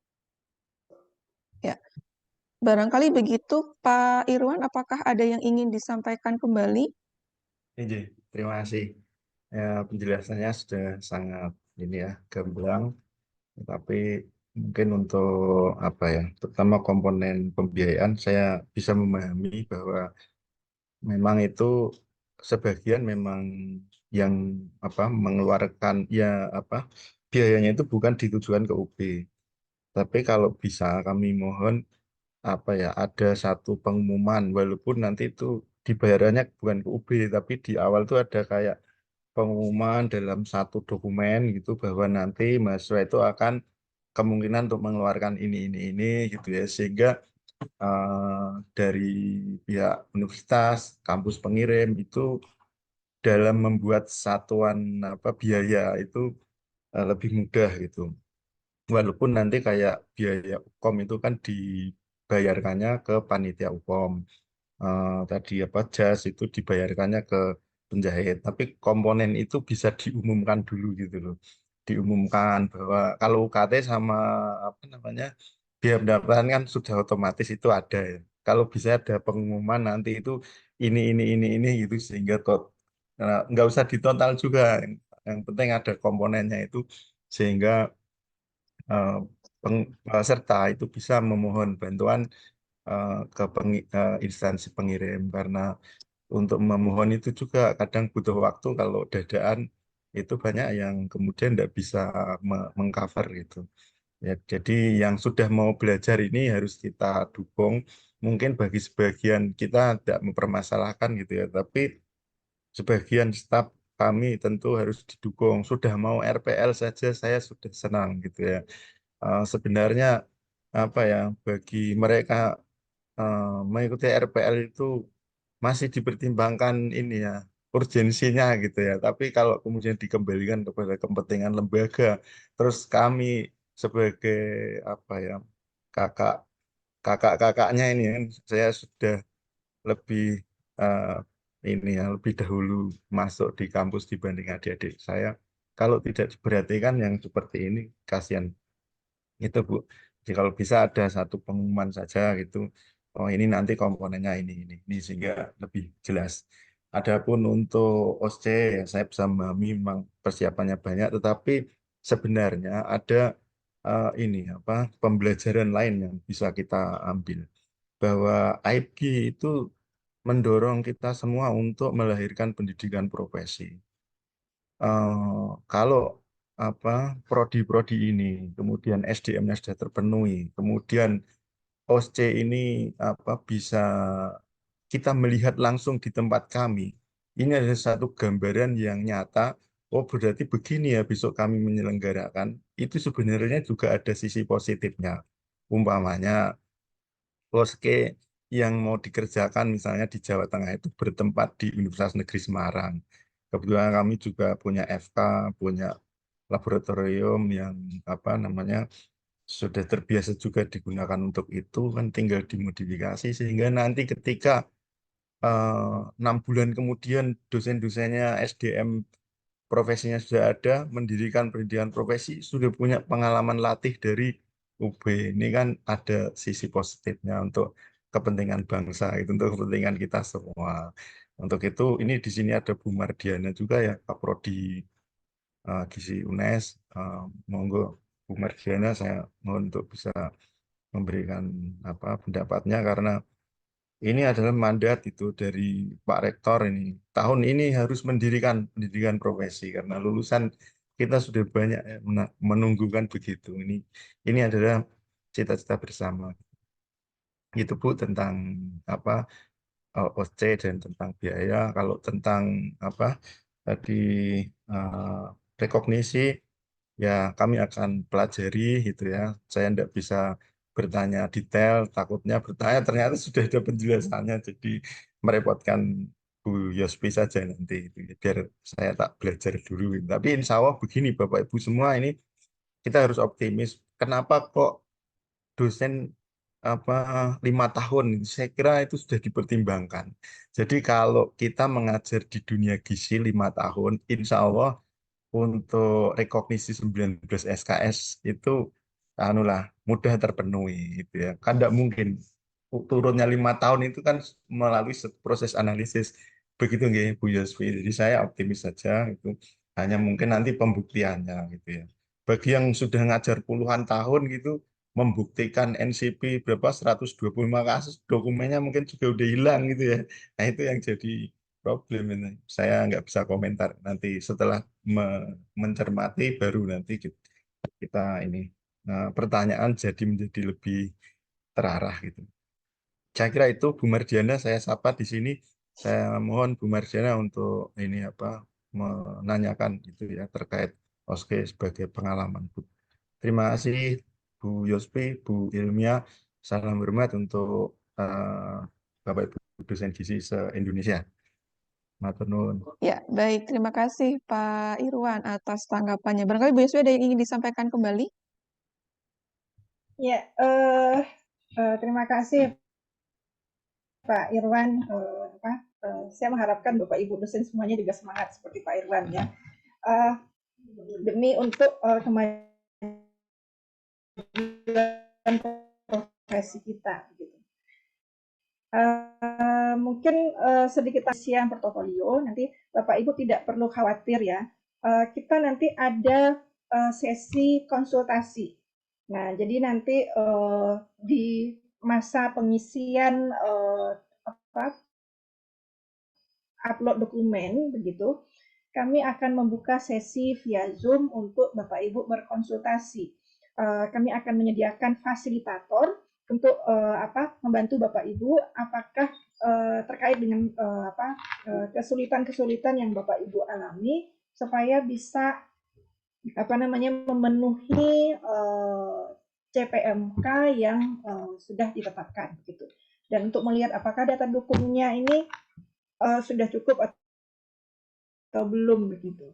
Sehingga harapan kami nanti pada saat durasi pengisian dokumen portofolio itu benar-benar dimanfaatkan sesi konsultasinya dengan fasilitator. Nah, kemudian terkait dengan OSCE. OSCE ini sifatnya masih lokal ya Pak Irwan, karena dari nasional untuk profesi dietitian itu belum ada panduan OSCE. Kalau profesi nurse, kemudian dokter, itu mereka sudah punya panduan OSCE secara nasional, sehingga sudah jelas begitu ya terkait dengan standar pelaksanaan ujian OSCE-nya.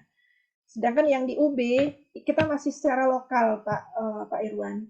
Jadi kita membuat panduan sendiri, kita mencoba untuk mengadopsi panduan yang dimiliki oleh nurse dan juga dokter, kemudian kita sesuaikan dengan kompetensinya kita begitu. Nah, mungkin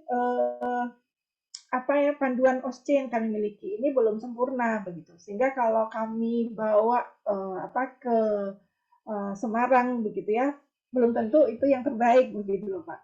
Jadi kalau semisalnya nanti sudah punya panduan secara nasional, mungkin itu bisa diterapkan oleh disiapkan begitu ya. Kami bisa ke sana. Hanya bawa kasusnya, hanya bawa dosennya begitu ya. Apakah nanti melibatkan dari ahli gizi dari OP misalnya, sangat mungkin sekali kalau sudah ada panduan OSCE secara nasional. Namun karena sekarang OSCE-nya masih lokal, versi UB, jadi masih bisa dilakukan di UB saja. Kemudian terkait dengan rincian biaya pendidikan, ya kami melihat itu juga jadi masalah bagi teman-teman yang kemarin sudah masuk di semester genap 2023-2024. Kami mengakalinya dengan membuat surat ke masing-masing kepala institusi dari tempat asal peserta yang berisi informasi bahwa ada biaya pendaftaran, ada UKT, kemudian UKT itu mencakup apa saja dan tidak mencakup apa saja, itu kami sampaikan di suratnya.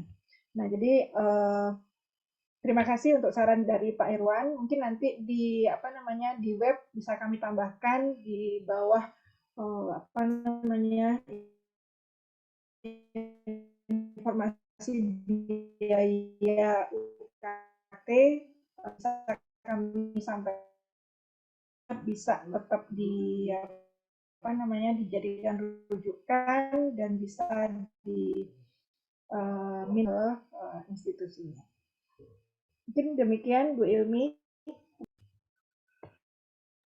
Ya, baik. Terima kasih Bu Yoswi. Sepertinya yang terakhir tadi agak putus-putus ya suara dari Bu Yoswi. Semoga bisa didapatkan inti dari apa yang disampaikan oleh Bu Yoswi, begitu.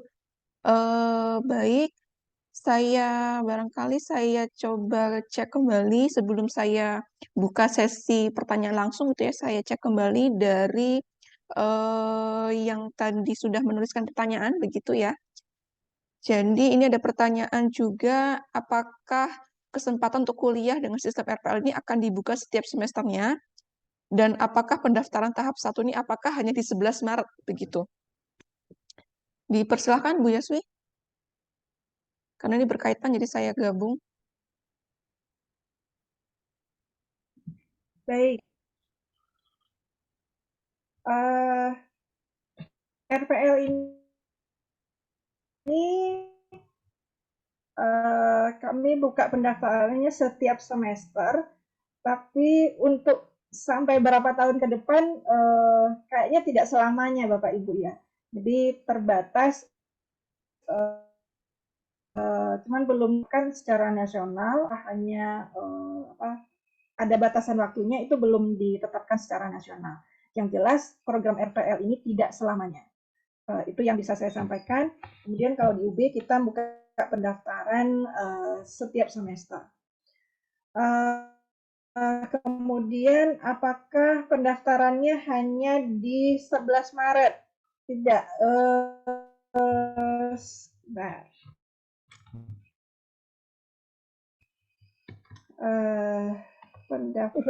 Itunya mulainya ya Bu ya, mulainya di 11 Maret sampai begitu ya tadi. Jadi barangkali nanti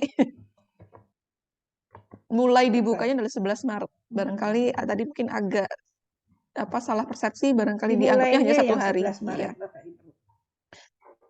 Ya, informasi lebih lanjut tadi sudah saya share Sebentar, juga ya link sebentar ya. seleksi penerimaannya, bisa juga dipelajari di sana seperti itu. Dari Bu Yuswi ada yang ingin di-share screen mungkin? Ya, mulai. Ya, halo Bu, putus suaranya.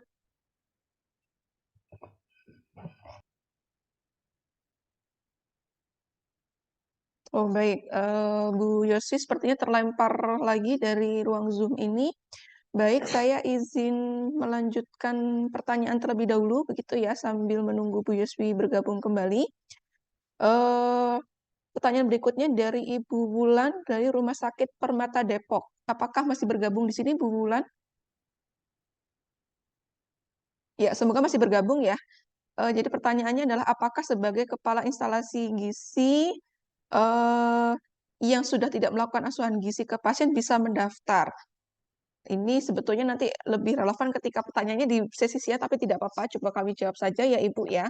Jadi jika Ibu sekarang menduduki jabatan struktural begitu ya, tetapi sebelumnya punya pengalaman ataupun pernah melakukan asuhan gizi, maka bisa digunakan. Begitu ya Bu ya. Nanti silahkan dipilih dan dipilah kira-kira bukti-buktinya apa saja yang dimiliki begitu ya. Dan nanti bisa dicocokkan dengan mata kuliah yang kami tawarkan begitu ya. Kemudian semoga menjawab ya Bu Wulan. Kemudian pertanyaan berikutnya dari Ibu Vinda dari Universitas Negeri Semarang. Pertanyaannya adalah terkait dengan rekognisi SKS. Tadi dijelaskan bahwa ada kisaran 19 sampai dengan 24 SKS. Apakah yang menjadi pertimbangan rekognisi SKS-nya bisa lebih dari 19 SKS? Jadi yang menjadi pertimbangan adalah bukti-bukti yang disampaikan. Jadi kan 19 sampai dengan 24 SKS ini tergantung dari Bapak Ibu akan memberikan bukti tersebut untuk mata kuliah yang mana. Ya, karena setiap mata kuliah itu buktinya tidak boleh berulang pada mata kuliah yang lain. Nah, bisa 24 SKS ini jika memang Bapak Ibu punya bukti kinerja yang cukup banyak, begitu ya, dan bisa diakui untuk mata kuliah yang kami tawarkan, seperti itu. Jadi nanti bisa sampai dengan maksimal 24 SKS. Jadi SKS-nya ini tergantung dari mata kuliah yang ingin diakui, begitu ya. Jadi Bapak Ibu setor portofolionya, begitu ya, setor datanya ini untuk mata kuliah yang mana. Semakin banyak data dukung yang dikumpulkan dan dikirimkan untuk setiap mata kuliah, maka ya akan lebih banyak mata kuliah yang bisa direkognisi seperti itu. Tentunya tadi ya melihat proporsi dari setiap CPMK di setiap mata kuliah seperti itu. Baik, Ibu Yoswi, apakah sudah bergabung kembali?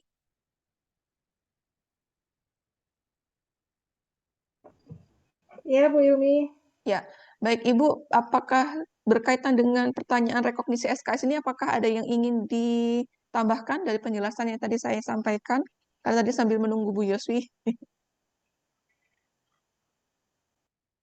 Ya, prinsipnya adalah jika SKS yang minimal bisa dipenuhi itu adalah minimal 19 SKS.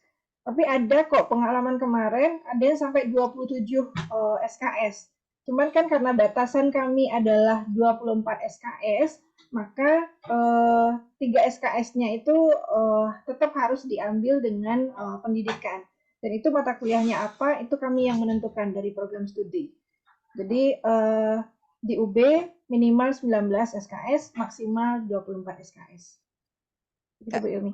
Ya, baik. Terima kasih Bu Yuswi atas tanggapannya dan tambahan informasinya. Baik, saya barangkali beralih kepada peserta di Zoom atas nama Ibu Ayu Febriatna. Dipersilakan jika ingin menanyakan langsung kepada Bu Yuswi. Baik, terima kasih Bu. Mohon izin bertanya langsung. Untuk pendaftaran RPL ini mohon informasi terkait rumah sakit ataupun puskesmas atau lahan praktek mana saja yang MOU dengan UB. Itu mungkin kita bisa mendapatkan listnya. Terus kemudian terkait kuota, berapa yang kiranya nanti diterima sebagai mahasiswa untuk RPL ini? Apakah ada pembagian untuk nakes sama dosen? Terus kemudian terkait portofolio, tadi masalah untuk membimbing laporan mahasiswa, itu apakah kita juga boleh melampirkan kita sebagai penguji, karena di situ kita juga di dalamnya ikut berperan dalam membimbing, memberikan saran atau masukan kepada mahasiswa. Nanti buktinya adalah SK, gitu, SK penguji dari PKL. Gitu. Terus kemudian untuk mini riset, tadi mini riset itu termasuk dari mata kuliah pilihan. Mata kuliah pilihan berarti kita tidak harus memilih satu saja. Misalkan kita tidak memenuhi dari riset untuk MPM, berarti kita tidak masalah gitu. Misalkan kita hanya terpenuhi untuk riset gizi klinik saja.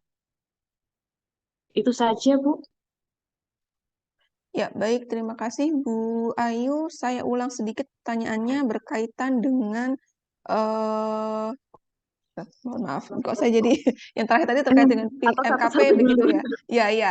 Yang pertama tadi apa Bu? Mohon maaf, agak ke distract ya.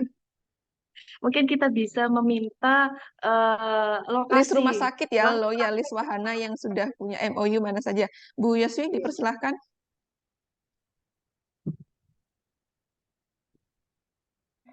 Baik, terkait dengan MOU ya. Bu Ayu posisinya di mana Bu Ayu? Posisi saya ada di Jember, Bu. Oh, Jember. Sejauh ini wahana praktek yang kami pakai otomatis itu punya MOU-nya adalah di Malang, Kabupaten Malang dan Surabaya. Jember itu kami perlu cek dulu Bu Ayu. Untuk listnya saya tidak ada sekarang, tapi nanti akan kami sampaikan. Tapi prinsipnya adalah MOU ini bisa sejalan dengan di prosesnya itu bisa sejalan selama mahasiswa melakukan pendidikan. Jadi tidak harus misalnya sebelum mahasiswa masuk sudah harus ada MOU begitu ya. Tapi itu tergantung kembali dengan masing-masing wahana yang nanti akan digunakan. Ada juga yang memang mintanya harus ada MOU dulu baru bisa digunakan sebagai lahan praktek. Jadi berkaca dari RPL yang semester genap kemarin, jadi dari awal mahasiswa sudah melakukan komunikasi dengan calon lahan praktek, dengan dikritnya misalnya begitu, menanyakan apakah syarat-syaratnya untuk bisa praktek di sana. Butuh MOU kah atau jika memang harus ada MOU bisa nggak sambil jalan begitu, sehingga informasi itu disampaikan ke kami untuk kemudian bisa kami proses begitu, dan kami meminta mahasiswa untuk mengisi Google Form terkait dengan lahan mana yang akan digunakan sebagai tempat praktek begitu, supaya kami bisa mengurus terkait dengan perizinannya dan juga MOU-nya. Ya. Kemudian Bu Ayu ini apakah dari Politeknik Jember? Iya, Bu. Oh, dengan Pak Rizal ya? Bisa nanti Iya. ditanyakan lebih lanjut juga dengan Pak Rizal ya, Bu, ya barangkali. Iya. Nggih, nggih. Ya, kalau untuk rumah sakit memang masih tersebar di wilayah Malang Raya dan Surabaya, begitu ya, Bu ya. Meskipun untuk yang program studi S1 juga beberapa ada, barangkali nanti juga bisa kita manfaatkan untuk yang dietitian ini. Tapi memang masih di wilayah Malang Raya dan Surabaya sekitar, begitu ya, Sidoarjo, Gresik, begitu, Bu. Belum ada yang di Jember memang. Nggih, Bu. Ya, untuk pertanyaan berikutnya adalah tadi, mohon maaf Bu Ayu, berkaitan Mungkin dengan penguji ini ya, bukti penguji ya. mungkin kuota dulu, Bu. Kuotanya berapa nggih nanti Oh, ini di kuota untuk mahasiswa RPL. Ya, nggih. ya. Dipersilakan Bu Yaswi. kuota ini sangat tergantung berapa yang mendaftar, Bu Ayu. Jadi kami belum bisa menyampaikan di awal.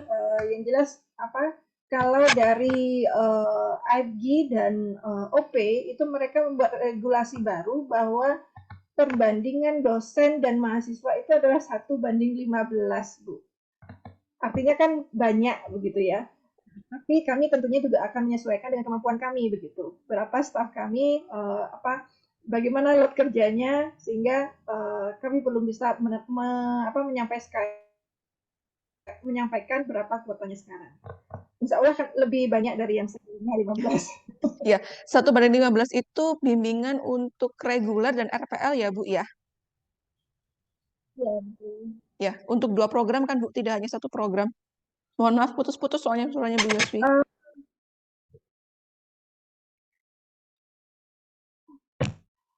Halo, Bu Yos?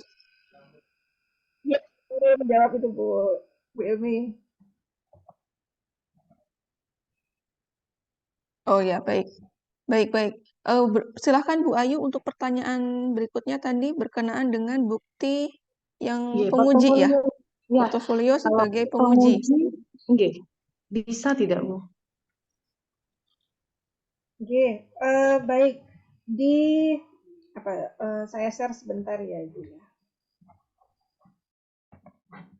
Di dokumen yang diberikan oleh AFG, mohon maaf sepertinya tidak ada terkait dengan menguji Ibu. Adanya membimbing tugas, membimbing disertasi atau tugas akhir, tidak ada terkait dengan menguji. Jadi kalau menurut hemat saya, karena kalau penguji itu kan dia hanya di akhir gitu melakukan bimbingannya, tidak dari awal bagaimana merancang penelitiannya begitu ya. Jadi di rubrik untuk penilaian rekognisi RPL ini tidak ada terkait dengan sebagai penguji, hanya sebagai pembimbing. Kemudian terakhir kalau nggak salah MKP riset ya, bahwa kami Ya, Bu, pilihan. 3 MKP, yaitu MKP bidang riset bidang gizi klinik, riset di bidang gizi masyarakat, dan riset di bidang MPM. Ibu hanya perlu memenuhi satu saja, ya, satu saja. Kalau memang Ibu sudah lulus misalnya di MPM misalnya, berarti tidak perlu yang gizi klinik dan gizi masyarakat. Salah satu saja. Itu Bu Ilmi. Oh, oke. Ya, baik, terima kasih. Ya, Bu, ada lagi yang ingin disampaikan? tadi terkait laporan kasus harian, kasus kecil. Nah, itu kan tadi ada persyaratan bahwa ada lembar pengesahan gitu, nggih. Apakah itu juga berlaku untuk kasus kecil? Kasus kecil dari mahasiswa, kasus harian. Oh, ya, Nggih. dipersilakan Bu Yaswi.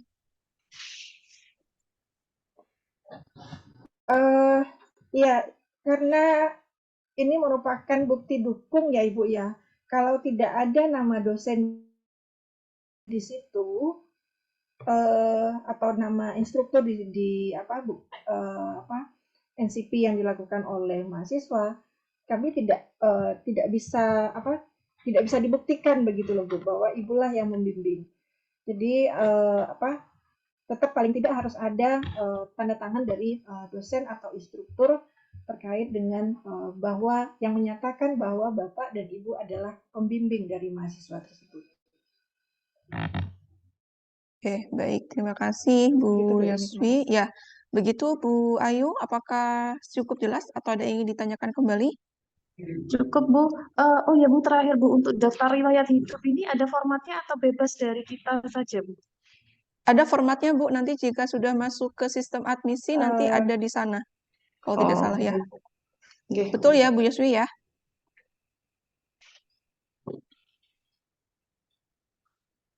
Ya, ada di admisi. Ya, baik. Terima kasih, Bu. Mohon Oke, izin. terima kasih. Ya, saya lanjut ke pertanyaan yang tadi sudah disampaikan. Barangkali setelah ini adalah sesi terakhir tanya jawabnya, begitu ya, Bapak Ibu.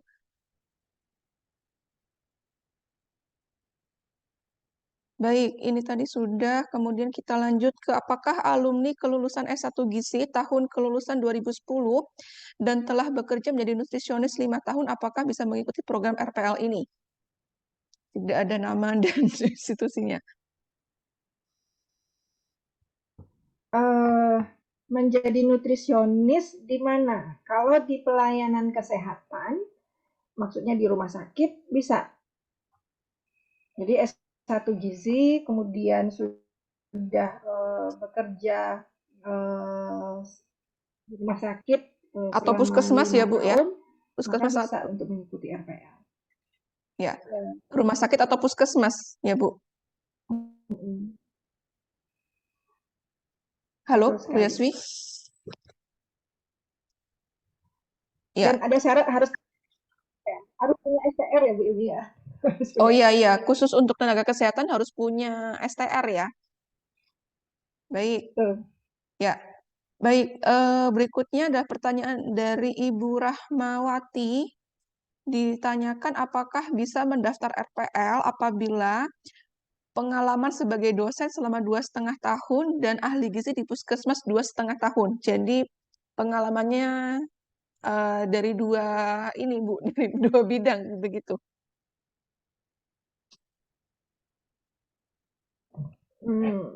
Oke. Bisa artinya sekarang Bu Rahmawati sebagai apa? Apakah sebagai dosen Dosen ataukah mungkin. Sebagai dosen, Bu.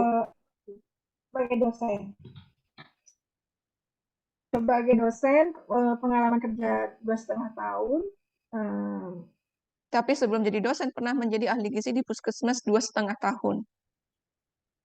Karena di syaratnya itu disebutkannya bekerja sebagai dosen tetap di jurusan gizi atau program studi 5 tahun minimal, Ibu. Jadi tidak ada penggabungan dari dua pekerjaan ini.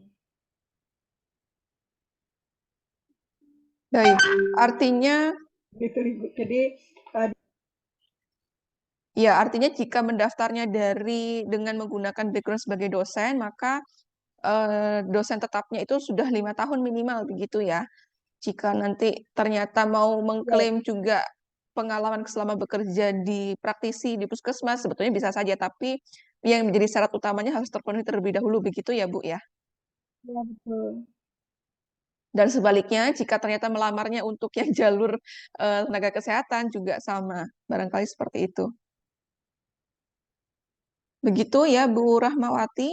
Semoga cukup jelas. Saya lanjutkan di sini ada pertanyaan.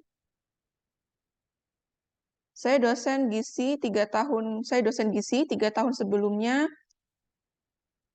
2 tahun bekerja di rumah sakit. Apakah bisa mendaftar?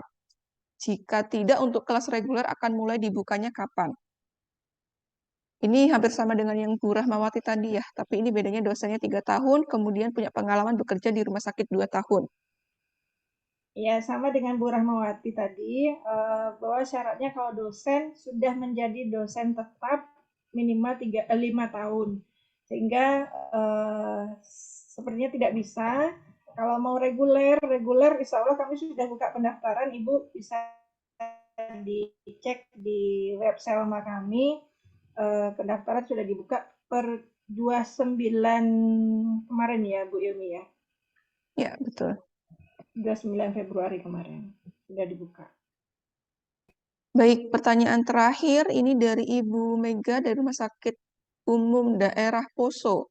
Nah, ini mau kita bahas sekarang, nggak apa-apa ya Bu ya, meskipun nanti ada sesinya khusus untuk yang tenaga kesehatan di jam 1 siang.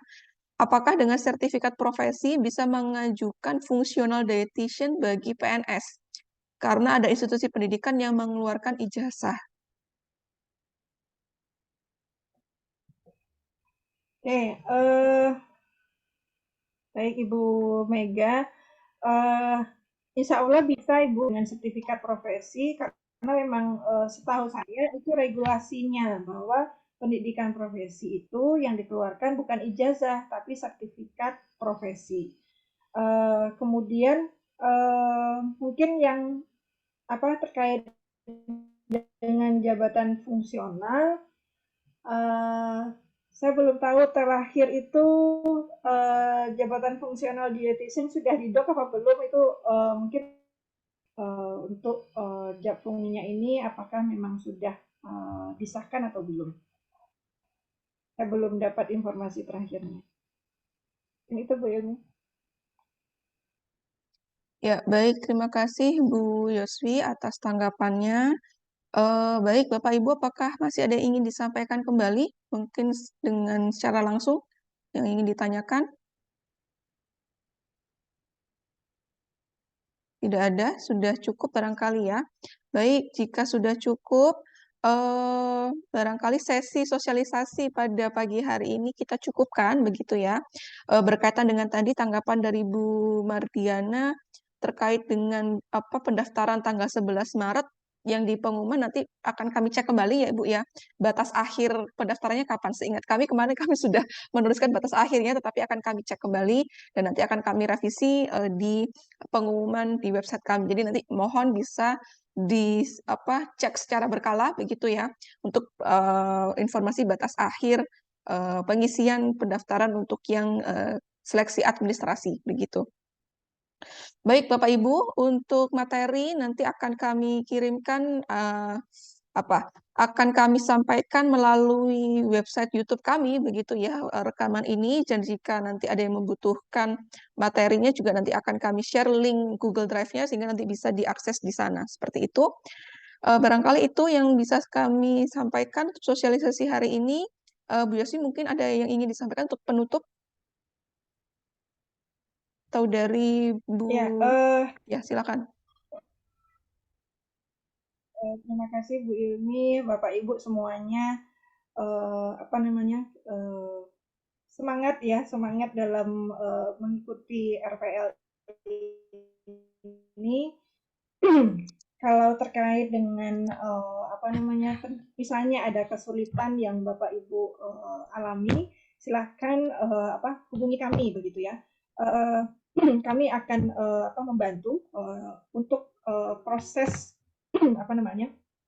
pengisian, tapi bukan di admisinya ya, tapi bagaimana supaya Bapak Ibu lebih jelas begitu dalam mengisi portofolio itu seperti apa.